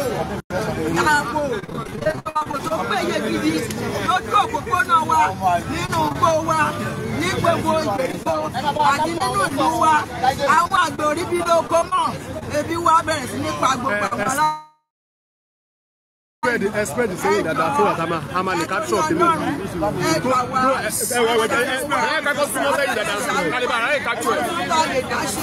Àfẹ́yìn náà lè máa bá wa ṣe ẹjọ́ àwọn ènìyàn wa ń ké wípé wọ́n ń pa wọ́n gidi wọ́n lè lóko wọ́n lè lódò mọ́ ebi ń pa àwọn aláàárín ebi ń pa àwọn tó wà ní gbogbo náà ebi ń pa àwọn tó wà lábúlé ebi ń pa wọn àwọn tó wà ní kéríkó ebi ń pa wọn torí wọn lè ṣoko mọ́ wọn lè ṣọgbìn mọ́ ẹjọ́ ẹ̀ṣánú wa àwa ń torí pé lè rí ìwé wa ẹ fún wa létò ààbò tó péye lórí ilẹ̀ wa ẹ fún wa létò ààbò tó péye lórí ilẹ̀ wa ẹjọ́ ẹ mọ̀ pé ìjọba ló lè ṣe ìjọba náà ló lè gbà wá àwọn náà ló lè lọ́wọ́ sí wa.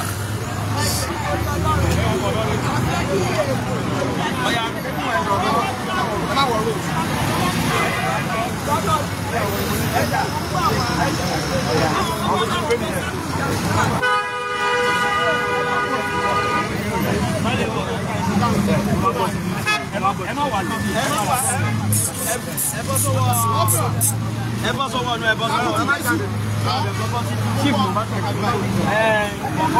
ẹ̀kan náà wọ́n ni ẹ má wò lóko.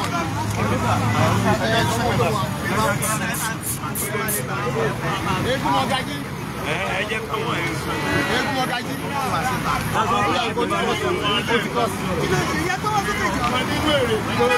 Ẹgbẹ́ ẹ̀yìn ẹnu ọ̀nà o.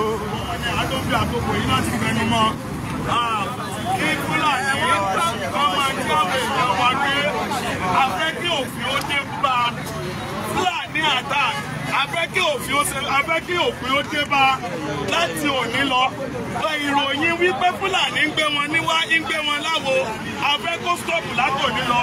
Ìjọba Nàìjíríà abẹ̀yìn ayé akitiyan àwọn ẹran elétò ààbò lórílẹ̀‐èdè yìí ṣùgbọ́n a rí bí ẹni pé kìí ṣe nǹkan tí àwọn elétò ààbò wa lórílẹ̀‐èdè yìí tí wọ́n lè dá ṣe ẹjọ́ ìjọba Nàìjíríà à ń fi àkókò yìí bẹ̀yẹ àwọn tí wọ́n fẹ́ ran ìlú yìí lọ́wọ́ látara wípé kí ààbò kó lè wà lórílẹ̀‐èdè yìí ẹjọ́ ẹ bá wa fún wọn ní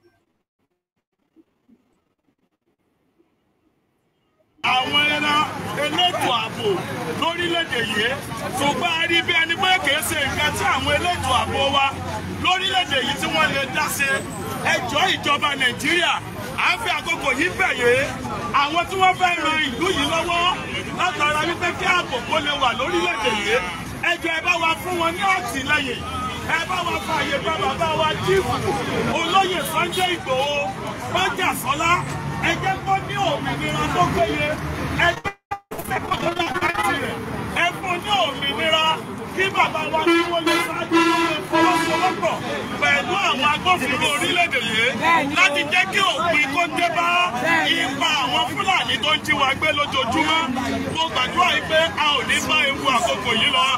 Bákan náà àwọn tí wọ́n ń pẹ́ fún pé kẹ́ ẹ fáwọn láṣẹ bàbá wa Gani Adams náà ń béèrè fún gẹ́gẹ́ bí ààrẹ ilẹ̀ Yorùbá afẹ́kẹ́ tì wọ́n lẹ́yìn àtẹ fún wọn ní àṣẹ láti jẹ́ kí ọ̀pọ̀ àwọn èèyàn wọ́n balẹ̀ gbogbo àwọn ènìyàn yìí wọn ò lè dá ṣe láìsẹ pé ìjọba orílẹ̀-èdè yìí bá fàyè gbà wọ́n adẹ̀rí àwọn sọ́jà sí yín àwọn ámì sí yín àwọn police force yín a rí wípé wọ́n ń ṣakitiyan a rí pé wọ́n ń gbìyànjú ṣùgbọ́n omi pọ̀ ju ọkà lọ fún ìdí eléyìí àwọn ọ̀dọ́ àwọn mẹ̀kúnnù àwọn ọlọ́dọ̀ni àti àwọn tá a rí jẹ àti àwọn tá a tún rí jẹ nídàkejì a kó ara wa jọ a sì tún pe àwọn tí ò tí ì sára pọ̀ mọ́ wa ẹ jáde wá lógúnlógún ẹ jáde wá ní millions láti jẹ́ ká jọ gbé ohun ọ̀yẹ́ sókè ó ní ká pariwo sókè ẹ sọ̀rọ̀ sókè ayé sọ̀rọ̀ sókè láwàyé ó lè wà nínú lẹ́kọ̀ọ́ ní Fúlàní pààrọ̀ rẹ ó lè wà níbi tó ti fi báyìí òkò yí owó lọ́fíìsì kó ní Fúlàní pààrọ̀ rẹ ẹ wọ́n ṣe bẹ́ẹ̀ ló jẹ́ wọ́n lórílẹ̀‐èdè nígbà táwọn ìyàwó òrókò lọ mọ́ àwọn àgbẹ̀ orí oko jẹ́ tí wọ́n bá dábọ̀ 10 million Fúlàní máa fẹ́ràn jẹ́ nígbà tí wọ́n bá máa lọ sí tí wọ́n bá máa ṣe tó wọ́n fún wọn ní 200,000 ṣé ìwé náà yìí ni àwọn ìgbà tó sọ́kọ́. Koiki Media bringing the world closer to your doorstep. Ibo ni wọ́n fẹ́ bọ́ sí.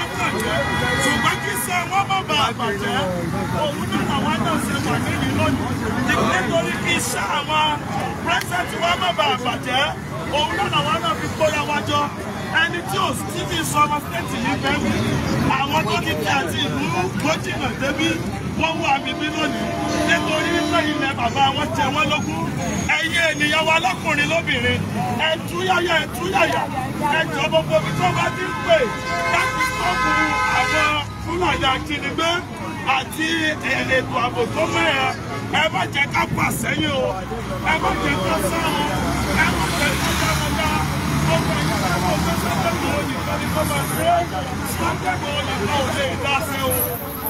Ẹni mo rí Sunday Igboho ní kó lè fẹ́ lọ. Ẹgbẹ́ kan tẹ̀lé wọ́n tún ní ọ̀pọ̀ lọ́sí ọ̀pọ̀ tẹ̀lé ìṣẹ̀lẹ̀ náà.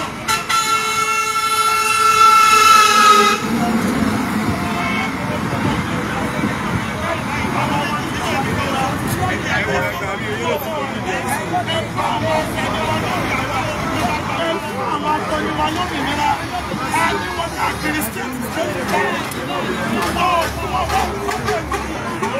láti fà ìṣòro fún ọgbọ́n ẹ̀jọ̀ wá ń bẹ àkókò yìí sábẹ̀ ìwèrè fún ẹ má bọ̀ síta o. Nítorí pé gbogbo bá ṣe ń jẹ wá gbé lónìí lọ́dọ̀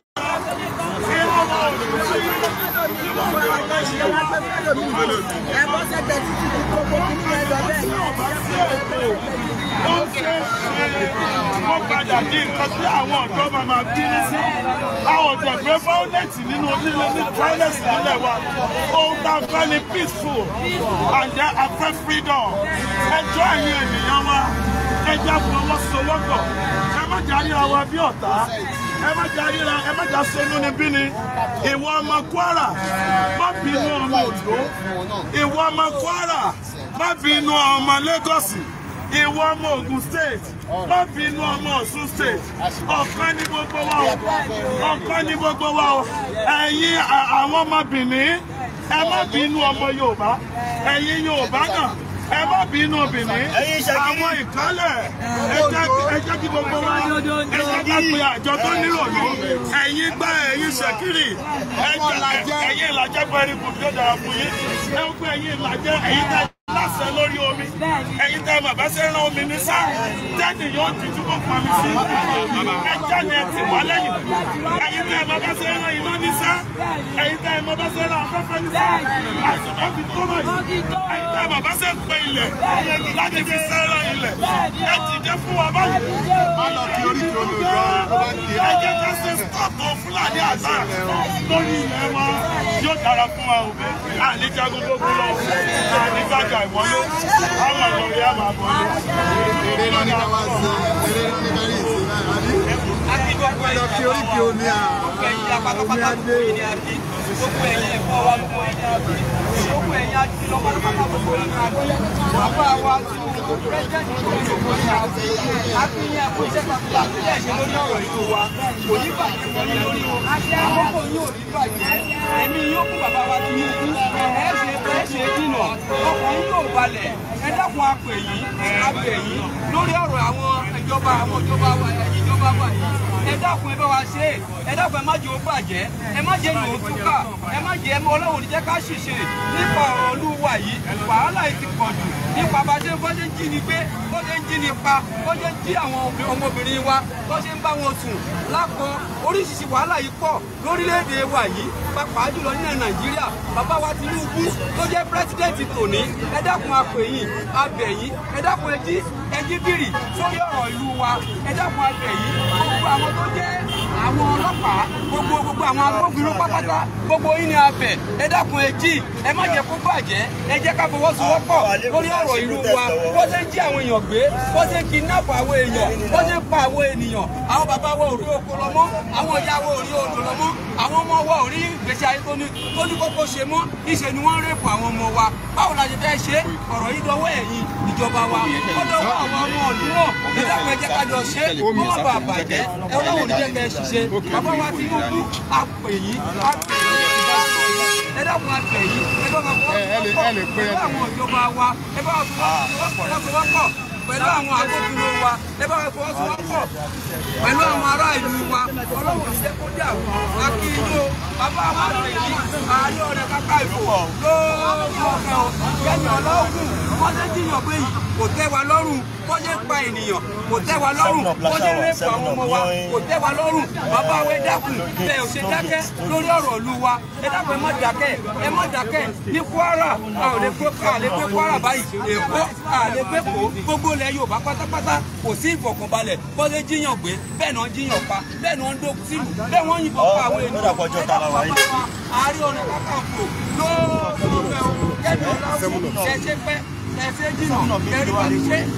níbi bíríìjì yẹn lórí ọ̀rọ̀ ilẹ̀ ìlú wa wà yìí Ọlọ́run ní jẹ́ kó bàjẹ́ àwọn Fúlàní pa wá wọ́n ń gbé wa pa wọ́n jẹ́ kí àwọn àgbẹ̀ wọ́n jẹ́ kí wọ́n roko lọ wọ́n jẹ́ kí àwọn ọ̀yá wa wọ́n jẹ́ kí wọ́n rí odò lọ wọ́n jẹ́ kí àwọn ọmọ wa wọ́n jẹ́ kí wọ́n gbégbèsè ayé rọrùn ẹ dákun abẹ̀yìn gbogbo àwọn arìnrìn àjò láti Kwara dé Ìlọrin láti Ìlọrin dé Lagos láti Lagos dé Ògùn káàkiri gbogbo àgbáyé àwọn Fúlàní wọn ò jẹ́ agbádùn ayé wa ẹ dákun abẹ̀yìn ẹ̀yin ìjọba wa abẹ̀yìn ẹ̀yin ọkùnrin ìjọba wa abẹ̀yìn ẹ̀yin obìnrin ìjọba wa abẹ̀yìn ẹ má jẹ́ kórílẹ̀-èdè yìí dà ẹ má jẹ́ kórílẹ̀-èdè yìí dàrú ẹ dákun Ọlọ́run ní jẹ́ kó bàjẹ́ ẹ dákun akí ẹ kú iṣẹ́ ìjínigbé ìpànìyàn ní Kwara yìí àti gbogbo ilẹ̀ Yorùbá ó ti pọ̀ jù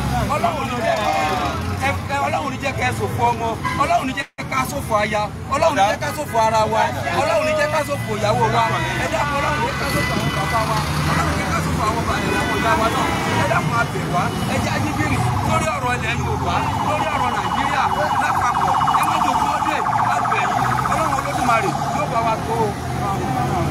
ẹ ṣe kí wọn orúkọ tèmi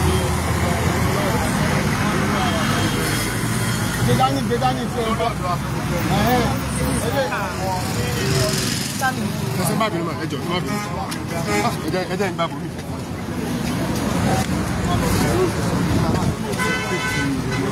ajínigbé Fúlàní ìjọ Fúlàní ẹsẹ àtẹnu Yorùbá must stop ọ̀nà ajínigbé most of the place say no to kidnapping and no to kidnapping Yorùbá land so ìdí èyí tí gbogbo àwọn Yorùbá nílé lóko láti kúrò àjọ lẹ́nu lẹ́kọ̀ọ́ 10th of October 2025 náà sọ wípé enough of killing enough of security insecurity southwest enough of kidnapping and violence enough of it must stop we are calling on Mr. President all the southwest governors who are governor ilẹ̀ Káàárọ̀-o-jíire led by Abiodun gbogbo ẹ̀yin ní díà tó bá ṣe ẹ fún mi ní spíkà yẹn láti sọ táàbà ní microphone àwọn ìjàmbá sí ní Yorùbá enough of Fulani express Yorùbá lè lọ sílẹ̀ Haúsá kọlọ́ba ìjọba Haúsá gbé Yorùbá lọ sílẹ̀ Haúsá kọlọ́ba kidnap Haúsá or kidnap Fulani so we must not be quiet it's our country it's our nation and we claim that we want Nigeria we just have to protect us because we don't want to pull into our hands by self-defense even the DSS have said it that DSS going to pull Nigeria they can't protect us and we have to defend and defend ourselves. So we don't want to do that. We are a lot of our citizens of this country. That's why I call us the country agency, the National Security Advisor, do something before we come and pull it to attack This is a couple of years, man. God bless the Yoruba. Your name again. Your name. My name is Enola Gagiri, the national pride of African Council that was kidnapped recently. God bless you. Please, can you tell us more experience that you see? A very tough one. It's a very bad experience. Okay. What I've never prepared to go through in life. Thank you.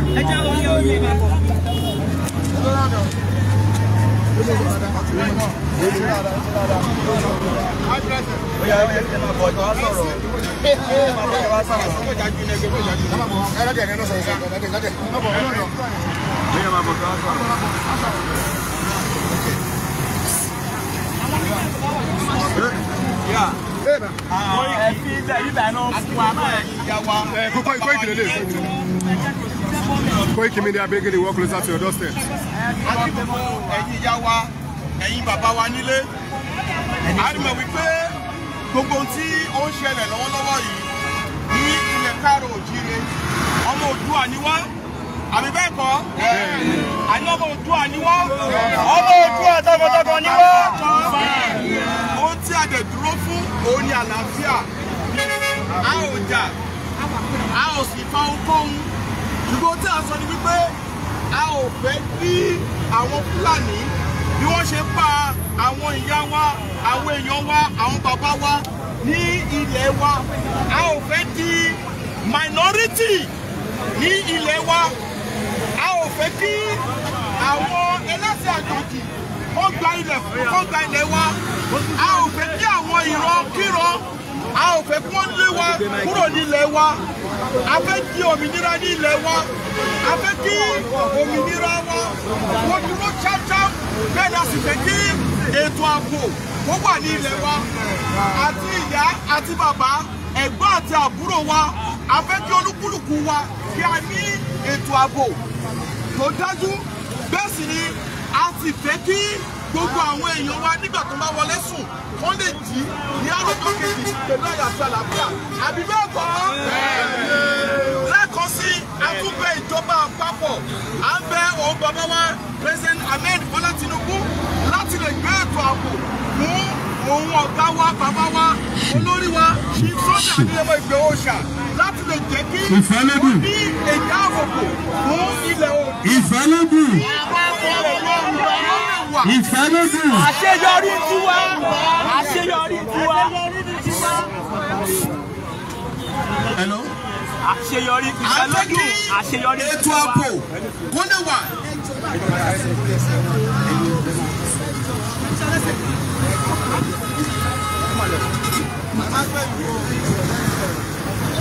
Ọmọ Yorùbá ni wá o.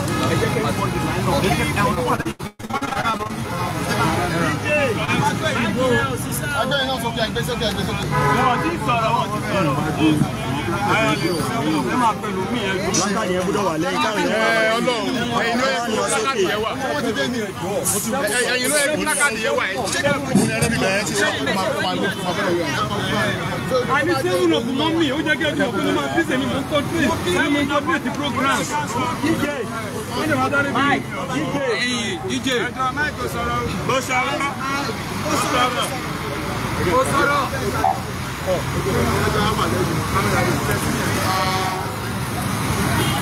Hello, Miami.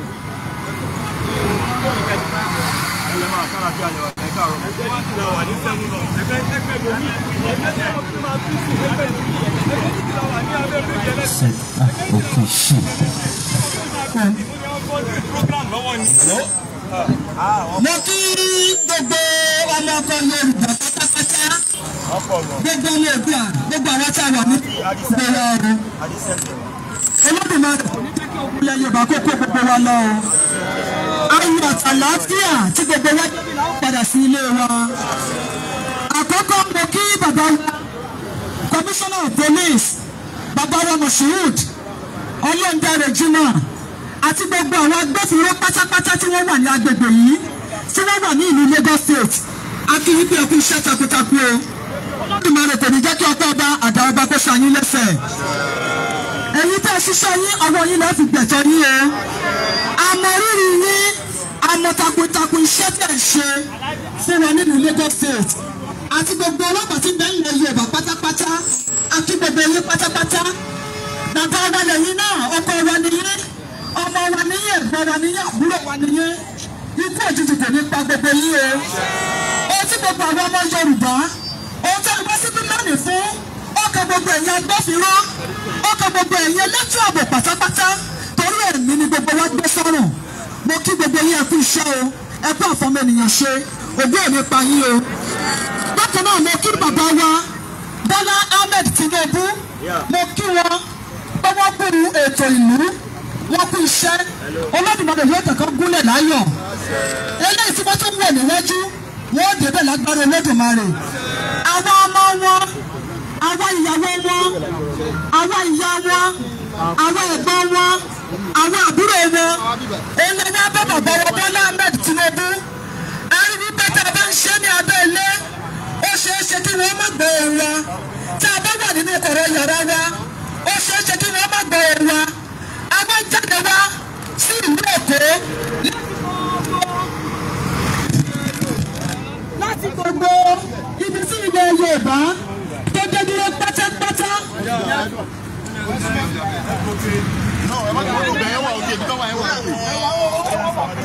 ẹ má wọrí láti gbogbo ibi tí ilẹ̀ Yorùbá dé dúró pátápátá gbogbo wọn la mọ kàkàkàkà gbogbo ibi tí ilẹ̀ Yorùbá dé dúró bàbá wa Bọ́lá Ahmed Tinubu gbogbo wọn tí a wà níbí pátápátá a rí bàbá wa nìyí ẹ̀yin lẹ́tọ̀ wá gbà torí ọmọ Yorùbá nìyí àwọn ọmọ yín àwọn lọ́wọ́ àwọn ọmọ yín ẹ fún wa ní máìkì báàgì máìkì lọ nínú ẹ fún máìkì ní wàhálà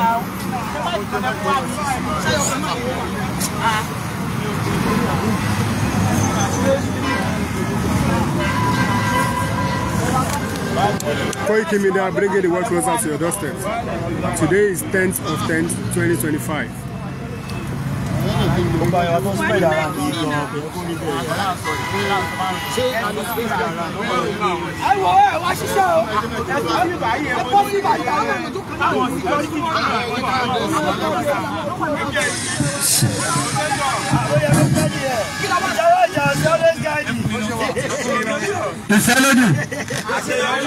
ìfẹ́lódù ẹ̀kọ́ gbogbo àwọn tá a bá torí nǹkan yìí wá síbí báyìí ẹ jẹ́ ká súnmọ́ bí báyìí ẹ jẹ́ kí gbogbo wa súnmọ́ bí báyìí ẹ jọ̀ọ́ nítorí Ọlọ́run ohun tá a fẹ́ ṣe ọ̀pẹ́ ẹ jẹ́ kí gbogbo wa súnmọ́ bí àwọn tá a bá wà ní tó jẹ́ torí nǹkan tá a ṣe wá rèé ẹ má jẹ́ ká ń gàrà káàkiri ẹ jẹ́ ká máa bọ̀ níbí ẹ jẹ́ ká súnmọ́ bí yàtọ̀ sára security wa ẹ jẹ́ ká súnmọ́ bí báyìí ẹ jọ̀ọ́ ìfẹ́lódù pípẹ́ ní security nìkan ni kó wà lẹ́yìn gbogbo anybody tó wà lẹ́yìn outside area yẹn gbogbo yẹn máa bọ̀ bíbá torí tí kò tẹ̀ ṣe wá afẹ́ gbogbo yín fẹ́ máa bọ̀ bíbá ní sísìsìsì gbogbo yín ẹjọ́ ẹ̀yin ìyàwó ẹ̀yin bàbá wa ẹ̀yin brothers and sisters wa sọ ẹjọ́ ẹ máa bọ̀ bíbá yìí àwọn security nìkan ni kó mú tí wọ́n ní gbogbo ìjọ ó wà lẹ́yìn àwọn tó máa wọṣọ lé. ẹjọ́ ẹjọ́ gbogbo máa bọ̀ bíbá and it take much time ẹjọ́. gẹ́gẹ́ bí mo ṣe ń sọ lọ àbọ̀ ọmọ yín lọ́wọ́ bọ̀ yín bàbá wa Bọ́lá Ahmed Tinubu ẹ̀yin náà fi wípé gbogbo àwọn tá a wà níbí tá a jẹ́ ọmọ ọkọ Yorùbá gbogbo wọn la dìbò fún yín kí ẹ fi wọlé a rí pé bàbá wa nìyẹn a rí pé bàbá wa nìyẹn a rí pé ọmọ wa nìyẹn ó ní òwe ọmọ ẹni ò ní ṣèdí bẹ̀bẹ̀rẹ̀ káfílẹ̀ kẹ̀sídìí ọmọ ẹni mìíràn bàbá wa ẹ̀yin àgbàlagbà lọ́sọ̀ wípé ikú tó ń pa ojúbẹ ẹni òwe ńlá ló ń pa fọ́ni. bàbá wa ilẹ̀ Yorùbá ń sunkún fún ẹ̀jẹ̀ ilẹ̀ Yorùbá ń sunkún fún ẹ̀jẹ̀ ẹ̀jẹ̀ ìpànìyàn ti pọ̀ jù àwọn Fúlàní ọ̀jẹ̀ ká sinmi ní ilẹ̀ Yorùbá bí wọ́n ṣe ń pa kúkúrú ni wọ́n ń pa gígùn wọ́n ń pa ọmọdé wọ́n ń pa àgbàlagbà gbogbo ẹni tó bá lọ sóko kò ní ìfọ̀kànbalẹ̀ ṣe ni wọ́n ń pa wọ́n tìrantìran ni gbogbo ẹni bá lọ sódò kò sí ìfọ̀kànbalẹ̀ bàbá wa àwọn asopọ̀bà yín ni àwọn abẹ̀ yín ni akẹ́gbẹ̀ yín ni ẹgbẹ́ omi jẹ́ wa àbí ọmọ ni wá èyí la sọ́tọ̀ wá ẹ wá ń tọ̀wọ̀ sílẹ̀ lọ́wọ́ ìjọba Fúlàní àwọn ọmọ Yorùbá kọ́ ni ìkọ́kọ́ ni wọ́n ń pa o bí wọ́n ṣe ń pa náà ni wọ́n ń pa àwọn ọlọ́pàá wa àwọn ọlọ́pàá náà níyàwó nílé wọ́n bẹ fún ní bàbá nílé wọ́n ní ìyá nílé ẹnìkan ẹnìkan ni ìyàwó wọn ẹnìkan làwọn ọmọ tí wọn náà àwọn aláàbọ̀ wa náà wọ Fúlàní ń pa wọn ò mọ ẹlẹ́sìn kìrìsìtẹ́nì wọn ò mọ ẹlẹ́sìn mùsùlùmí wọn ò mọ tó ní àbáláyé wọn ń pa wá nílẹ̀ Yorùbá bàbá wa Bọ́lá Ahmed Tinubu abábẹ̀yìn ni arígbé ẹ̀yìn nìkan lẹ́lẹ̀ bá wọn ṣe ẹ dìde kẹ́ ẹ gbọ́ igbe wa kẹ́ ẹ gbà wá ẹ̀yin náà wọ ìṣẹ̀lẹ̀ tó ń ṣẹlẹ̀ ní ilẹ̀ Kwara lọ́wọ́lọ́wọ́ gbogbo ilẹ̀ Kwara kò sí ọmọ Yorùbá tó lè sùn tí wọ́n lè fún kò tí ẹsẹ̀ ní tó ń sùn ní ojú ẹnikẹ́ni ò lè bá oorun orí ìdúró lóníkálukú ọ̀wọ̀ tí lè fi mọ́ inú fún àyà fún olóníkálukú ń gbé nínú ilé olóko ò lè roko olódò ò lè rodò a ò lè jẹ a ò lè mú ọkàn wa gbọgbẹ́ nítorí ikú òjijì tó wọlé mú àwọn ọmọ Yorùbá bàbá wa Tinubu abẹ̀yìn ni aròyìn ni ìjọba tó ń bọ̀ lọ́nà àwọn náà lè dìbò fún yín nígbà tó bá pa gbogbo wa tán tá a lè fẹ́ rí lẹ́yìn yẹn nígbà tó bá pa gbogbo ọmọ Yorùbá tán tá a lè fẹ́ dún tá a lè fẹ́ mọ̀ pé láwọn èèyàn yín àwa náà ní ti yín ẹ gbà wá a mọ̀ pé àwọn Fúlàní oríṣiríṣi ni ìran wọn àwọn tí wọ́n ń pànìyàn tí wọ́n sọ̀rọ̀ àwọn di terrorist tí wọ́n sọ̀rọ̀ àwọn di bandit tí wọ́n sọ̀rọ̀ àwọn di ajínigbé àwọn là ń sọ níbẹ̀ a ò sọ àwọn tó da nínú wọn torí gbogbo ẹ̀ ti dà papọ̀ abẹ̀yẹn ni ẹ bá wa jẹ́ kí ètò ààbò yìí ẹ bá wa gbọ́ pé sókè ẹ bá wa ṣe ìrónilágbára fún ètò ààbò ní ilẹ̀ Yorùbá kí ètò ààbò tó péye kó lè wà lórí wa tá a bá lọ sí ìrìn àjò ẹ̀rù á máa bà wá láti wọ mọ́tò láti ibìkan sí ibìkan ó yà ń pàdé ikú òjijì lọ́nà bàbá wa bẹ̀yìn ni àrùn ọ̀yìn ni gbogbo àwa bí ọmọ ajáde síta à ń gbọ́ wọn sókè pé ká ẹ gbà wá ẹ gbà wá. Bàbá wa Bọ́lá Ahmed Tinubu.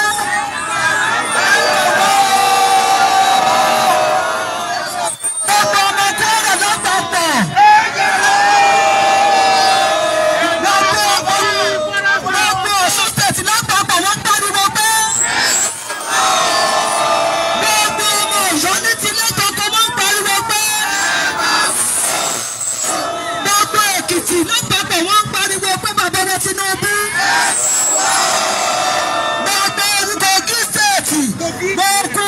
Lápapọ̀ wọ́n ń pariwo pé bàbá wa Tinubu. Gbogbo Oǹdó lápapọ̀ wọ́n ń pariwo pé bàbá wa Tinubu. Gbogbo Ọ̀ṣun lápapọ̀ wọ́n ń pariwo pé bàbá wa Tinubu. Gbogbo Ògùn state lápapọ̀ wọ́n ń pariwo pé bàbá wa Tinubu. Gbogbo Lagos state pátápátá tá a wà yìí gbogbo wa pariwo pé bàbá wa Tinubu. Gbogbo ilẹ̀ Yorùbá pátápátá Ìbàdàn Ọ̀yọ́ state Ọ̀yọ́ Aláàfin gbogbo ilẹ̀ Yorùbá Ẹdó gbogbo Ṣẹ̀kírì Ilé Ifẹ̀ gbogbo ibi tí ilẹ̀ Yorùbá dé dúró apariwo pé bàbá Tinubu. Bàbá wa Tinubu ohùn wa tá a gbé sókè sí yín lónìí agbàgbé abiyamọ nìyí agbàgbé bàbá wa nìyí agbàgbé tí ẹ bá gbọ́ eléyìí ẹ ó dọ̀wọ́ lóhùn ìtara abiyamọ ṣe yín ẹ ó gbọ́ nǹkan ṣe sí ọ̀rọ̀ wa ilẹ̀ Yorùbá bíléèdì fún ẹ̀jẹ̀ ẹ gbà wá ẹ jẹ́ ká sùpà fọwọ́ lórí ẹ jẹ́ gbogbo wàhálà tó ṣẹlẹ̀ yìí àwọn àgbẹ̀ wa ò lè lọ sóko oúnjẹ wọn ìyá wà nílùú ọkàn wa ò balẹ̀ obìnrin ló ń jìyà tó pọ̀ obìnrin ló ń jìyà tó pọ̀ jù ìgbà táwọn ọkọ wa ò bá lè lọ ṣiṣẹ́ láti mọ́wọ́ wọlé fún àwọn aya àti ọmọ ẹ̀ẹ́dùn náà fẹ́ jẹ bàbá wa ẹ gbà wá ẹ jẹ́ káwọn àgbẹ̀ wa ó lè lọ sóko kí wọ́n ṣe nǹkan ọ̀gbìn kó jẹ́ ọ̀pọ̀ nílùú ẹ gbà wá àti rẹ́nu iléèwé san àti rí nǹkan ọbẹ̀ rà àti jẹun ẹ̀mẹ́jì lójúmọ́ ó sì ogun fún gbogbo ọmọ Yorùbá agbẹ́ wa sókè àtúnṣe yìí pé ẹ gbà wá.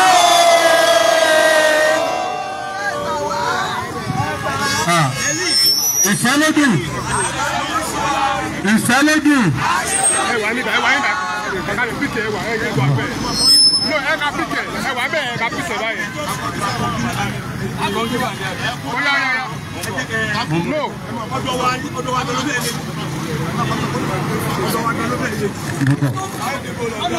Ológun ló ní wa.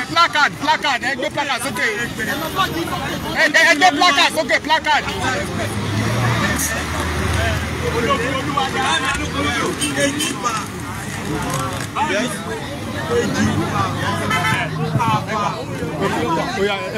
ẹ súnmọ́ kápíkì pẹ̀lú wọn ẹ bọ́ síbẹ̀ kápíkì ẹ bọ́lẹ̀ kápíkì pẹ̀lú wọn bẹ̀rẹ̀. bàbá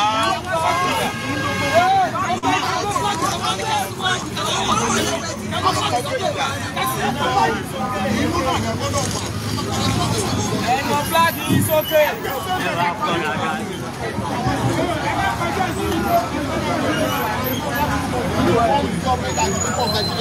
This is likely to happen. Finally, it happened. There was a massive riot that culminated in 5 years of interregnum for Nigerians. This is the third one now, and I will take you down a minute to say 1963, 1993, 2023, 2025. And we are asking them to stop the Fulani attacks now. Stop the Fulani attacks in Yoruba land now, so it does not become something worse. When the Yoruba start replying and responding, that is just basically what it is. So I think government is not doing enough. If government is doing enough, then it should have been nipped in the bud by now. Government is not doing enough, and we know we are capable of defending our land. We have our own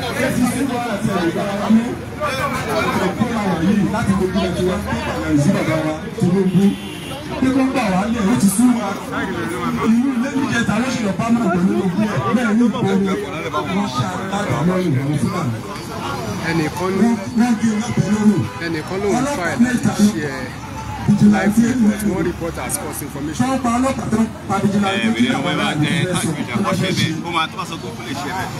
ẹ jọ bàbá wa Tinubu à ń bẹ̀ yín àárọ̀ yẹn wá gbà wá lẹ̀ ní Kogi àti Kwara ó ti sú wa àdìgbàra wa mọ́ àti gbogbo ilẹ̀ Yorùbá ẹjọ́ à ń kégbè yín à ń bẹ̀ yín bàbá wa Tinubu ẹjọ́ ẹ gbà wá lẹ̀ àwa ní Kogi à ń kégbè yín pé kẹ́ ẹ gbà wá o.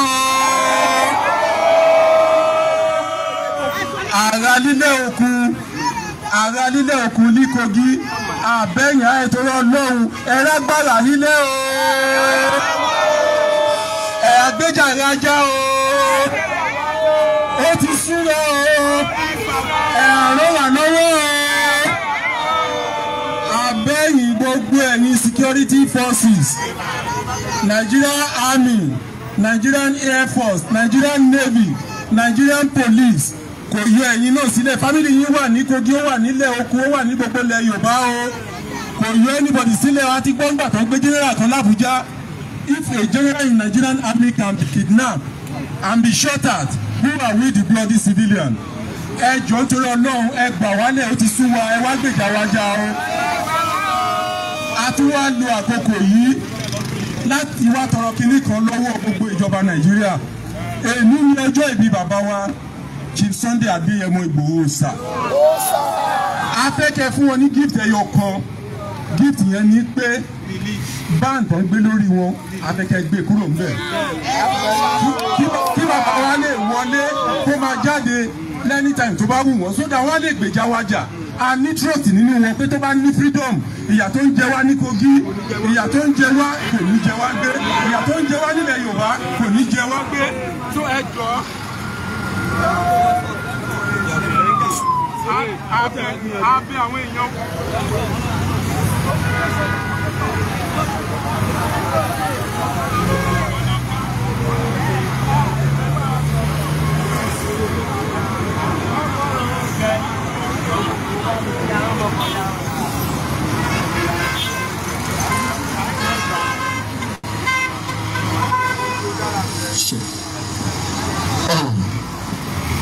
Ẹ ṣeun gẹ́gẹ́ bí mo ṣe ń sọ̀rọ̀ pé gift tá a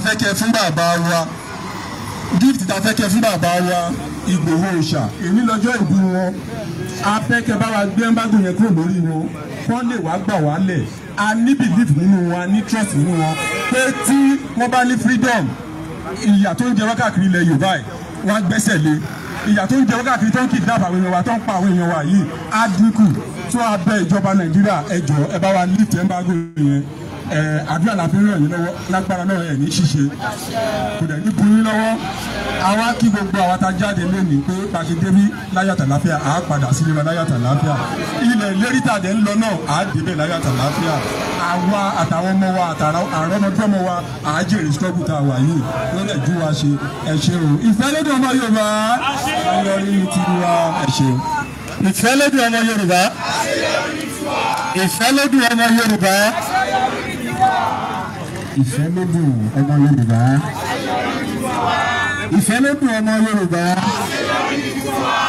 ìfẹ́ lódò ọmọ Yorùbá. no ibẹ̀ náà lẹ máa wà ibẹ̀ lẹ máa wà.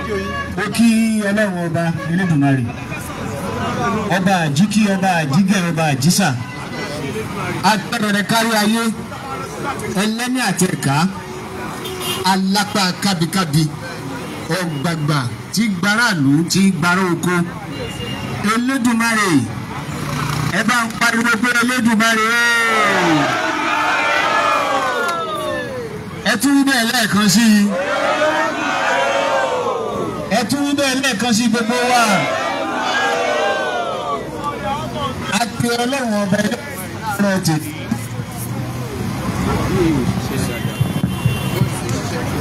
kó wá gbóhùn àwọn ọmọ rẹ̀ gbogbo ẹgbẹ́ ìfẹ́ lódò àpapọ̀ jákèjádò orílẹ̀-èdè yìí nílé lóko àti lókè òkun lápárapọ̀ sílùú Èkó lénìí láti wá pe Ọlọ́run ọba láti gẹ̀ ẹ́ ní tí ó sì dá wa lójú pé Ọlọ́run Elédùmarè ti gbọ́ ohùn wa bẹ́ẹ̀ ni àbí bẹ́ẹ̀ kọ́ àwa kí ààrẹ wa bàbá Jagaban of the world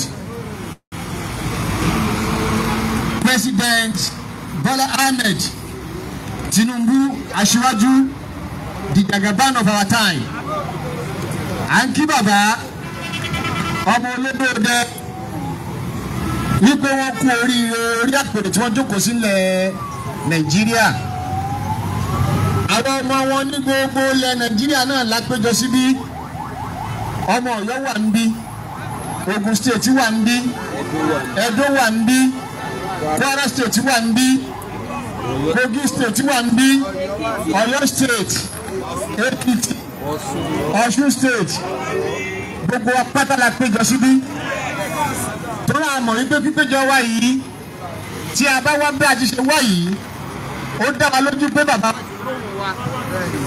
ohùn wa yóò sì dé ọ̀dọ̀ wọn kò sí nǹkan tí àtòrí ẹ̀ jáde tá à ń bẹ̀bẹ̀ fún bàbá tó bí wa bàbá ni a sì mọ̀ wọ́n gẹ́gẹ́ bí bàbá olójú òsì ní la ojú ẹ̀ sílẹ̀ kí tàlùbọ̀ kò wọ́ àbí kí wọ́n kí igi bọ̀ lójú gbogbo náà la mọ̀ tó dá wa lójú pé inú bàbá wa President Bola Ahmed Tinubu di Jagaban inú wọn ò dùn sí i tó ń ṣẹlẹ̀ gbogbo apáta la mọ̀ bẹ́ẹ̀ ṣùgbọ́n ẹ̀jẹ̀ bá a fẹ́ bẹ̀ ká ṣe torí ẹ̀ jáde kó wọ́n wà dájú pé àbájáde láti ń sọ ohun ọ̀ jáde àbójọ ni àbí ọ̀lẹ́ ni ọmọ ìfẹ́ lọ́wọ́ lẹ́yìn tó kì í ṣe bẹ́ẹ̀.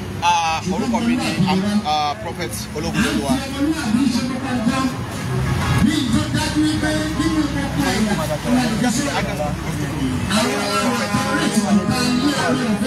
So why are you here today?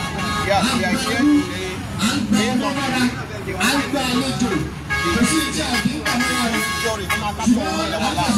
going on right now.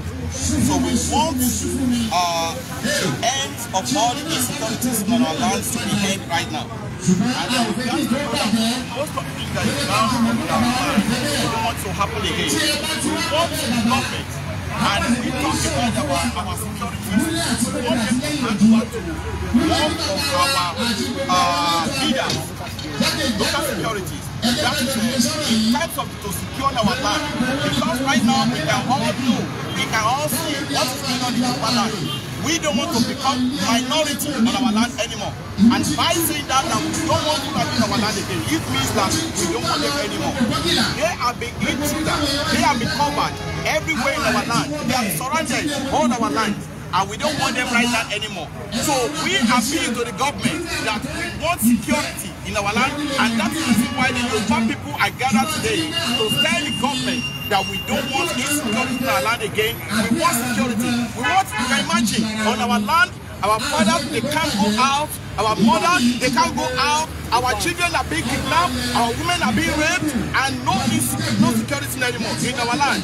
And if Fulani want to take over our land, that is what we don't want it to happen in our land. We don't want that sort of thing to happen again. And that is why we are calling the government to do something about it. Because we Yorubas, we are very intellectual. We have potential, integrity, and a woman feelings. And that is why we don't want any war. And that is why we are called on our president, President Ahmed Bola Tinubu, to do something. We are not running away from war. That is not the fact. We are not running away from war. But we don't want war in Yoruba land. You understand? We don't want war in Yoruba land. That's why we call on the President Ahmed Bola Tinubu to do something on time before it gets out of the hand. We are tired. We are not afraid of anything.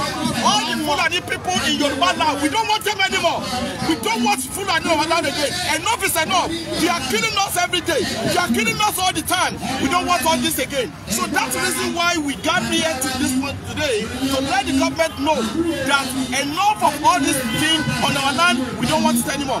If they want peace, we have to stand for the peace, and we don't want anyone. We stand for peace and we remain for war. That is it. Thank you so much. So your name again? Your name again? My name is Prophet Olokundolua.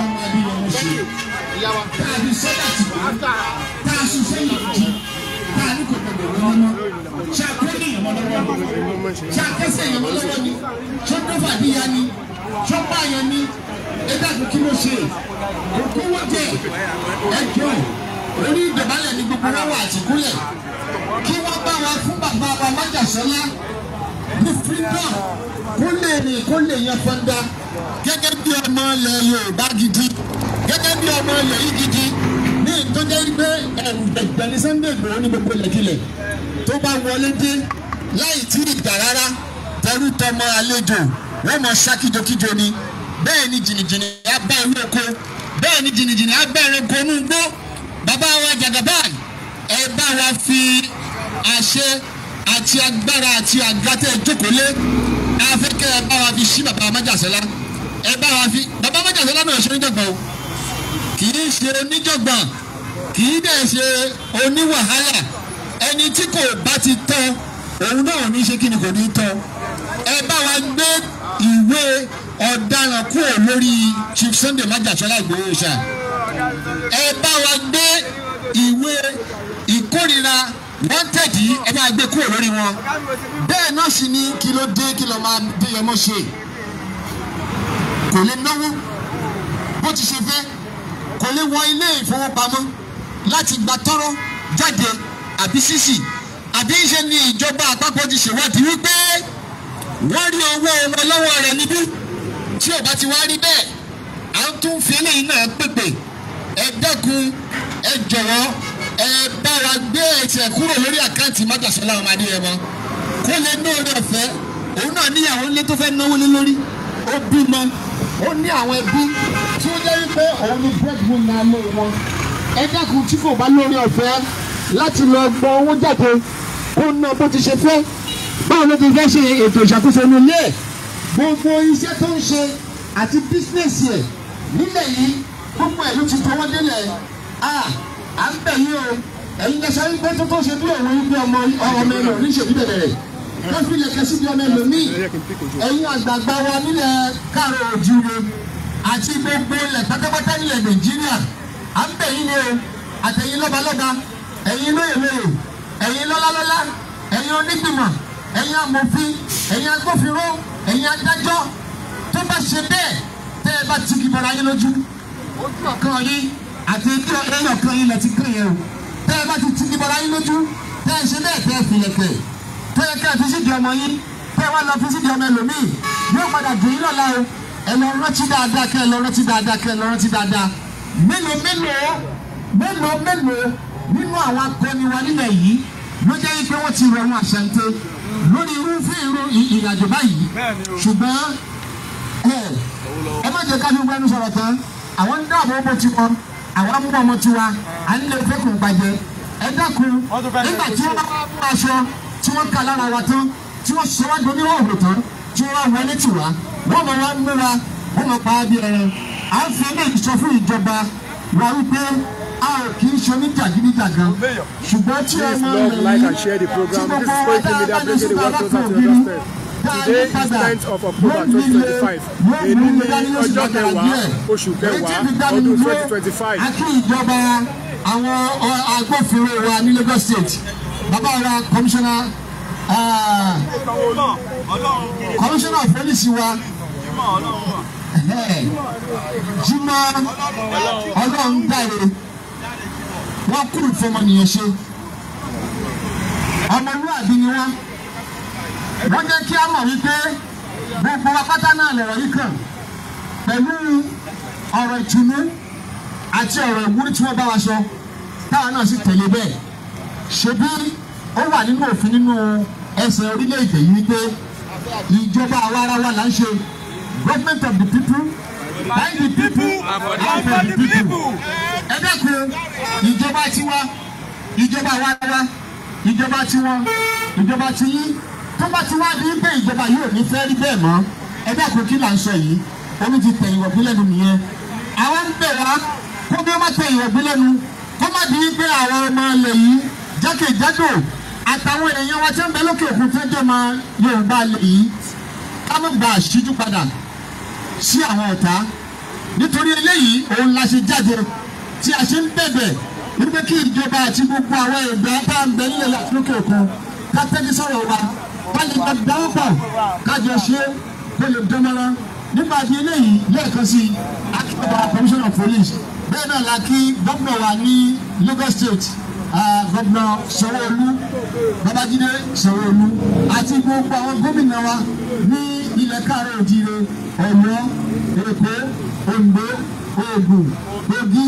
Kwara àti Ọ̀ṣun náà la kí o ẹ wá parapọ̀ ọmọ Yorùbá kì í ṣojú o ọmọ Yorùbá Ọ̀yọ́ náà ń bẹ nínú àwọn gómìnà tí a ti kí bẹ́ẹ̀ náà la kí gbogbo àwọn lẹ́balẹ́ba náà ẹ jẹ́ ká padà nínú èmi jọ ìwé òjò ní èyí tí gbogbo wa ń ṣe káàkiri ọba alágbájá ẹ tẹríba fún ọba làkàṣègbè kájọ bá lè fọwọ́ ìrákò mọ̀sọ́ bí kánága kí la fẹ́ gbà ń bẹ̀ ẹ rántí ogun Èkìtì parapọ̀ ẹ má jẹ́ kó tún ṣẹlẹ̀ o èyí tó ń bọ̀ yìí tí a bá tètè panupọ̀ ká parapọ̀ kí bàbá wa náà kẹ́ ẹgbẹ́ ẹ̀bẹ̀ wa ká bá àwọn agbésùnmọ̀mí yìí sọ̀rọ̀ kí wọ́n ti gbẹ́tẹ́ lọ́wọ́ tí ó bá di wípé a bá kan ògiri tá a kọ ògiri tá a yíjú padà yóò fẹ́ lágbára díẹ̀ o nípa di eléyìí a kí gbogbo àwọn tá a jáde wá tá a jẹ́ ọmọ ìfẹ́lódù jákèjádò gbogbo bí tí oníkálukú wa ti jáde ilé wa ọ̀nà wa kò ní bàjẹ́ o ilé wa ọ̀nà wa kò ní dàrú bá a ti ṣe fi lélẹ̀ ní ti dáadáa gbogbo náà lápadà sí láyé àti àlàáfíà àwọn kí gbogbo wa lẹ́ẹ̀kan sí wípé ọmọ akínni wa kú fọmọnìyàn ṣe àwọn ọmọ akíntí kì í ṣojo pẹ̀lú ògbólódé Ọlọ́run gbogbo náà lájọ délẹ̀ lórí a sì mọ̀ wípé President Bola Ahmed Tinubu wọ́n ti gbọ́ dáhùn wí báyìí ló ti kàn wọ́n lára tó àwọn tó wà around àwọn náà sì gbọ́dọ̀ gbọ́ pé àwọn ọmọ mi nìyí wọn ò gbọ́dọ̀ ṣe kí ni wọn ò gbọ́dọ̀ fìyà jẹ wọ́n nípa báyìí a ti pè wá o àbálẹ̀ láyé o lẹ́ẹ̀kan sí bàbá wa Májàsọ́lá Sunday Adéyẹmọ Ìgbòho kì í ṣe ọ̀daràn o ẹ jọ̀wọ́ gẹ́gẹ́ bí àwọn akẹgbẹ́ mi ṣe sọ lẹ́ẹ̀kan gbogbo ẹ̀yin láṣẹ ẹ̀yin lọ́ba.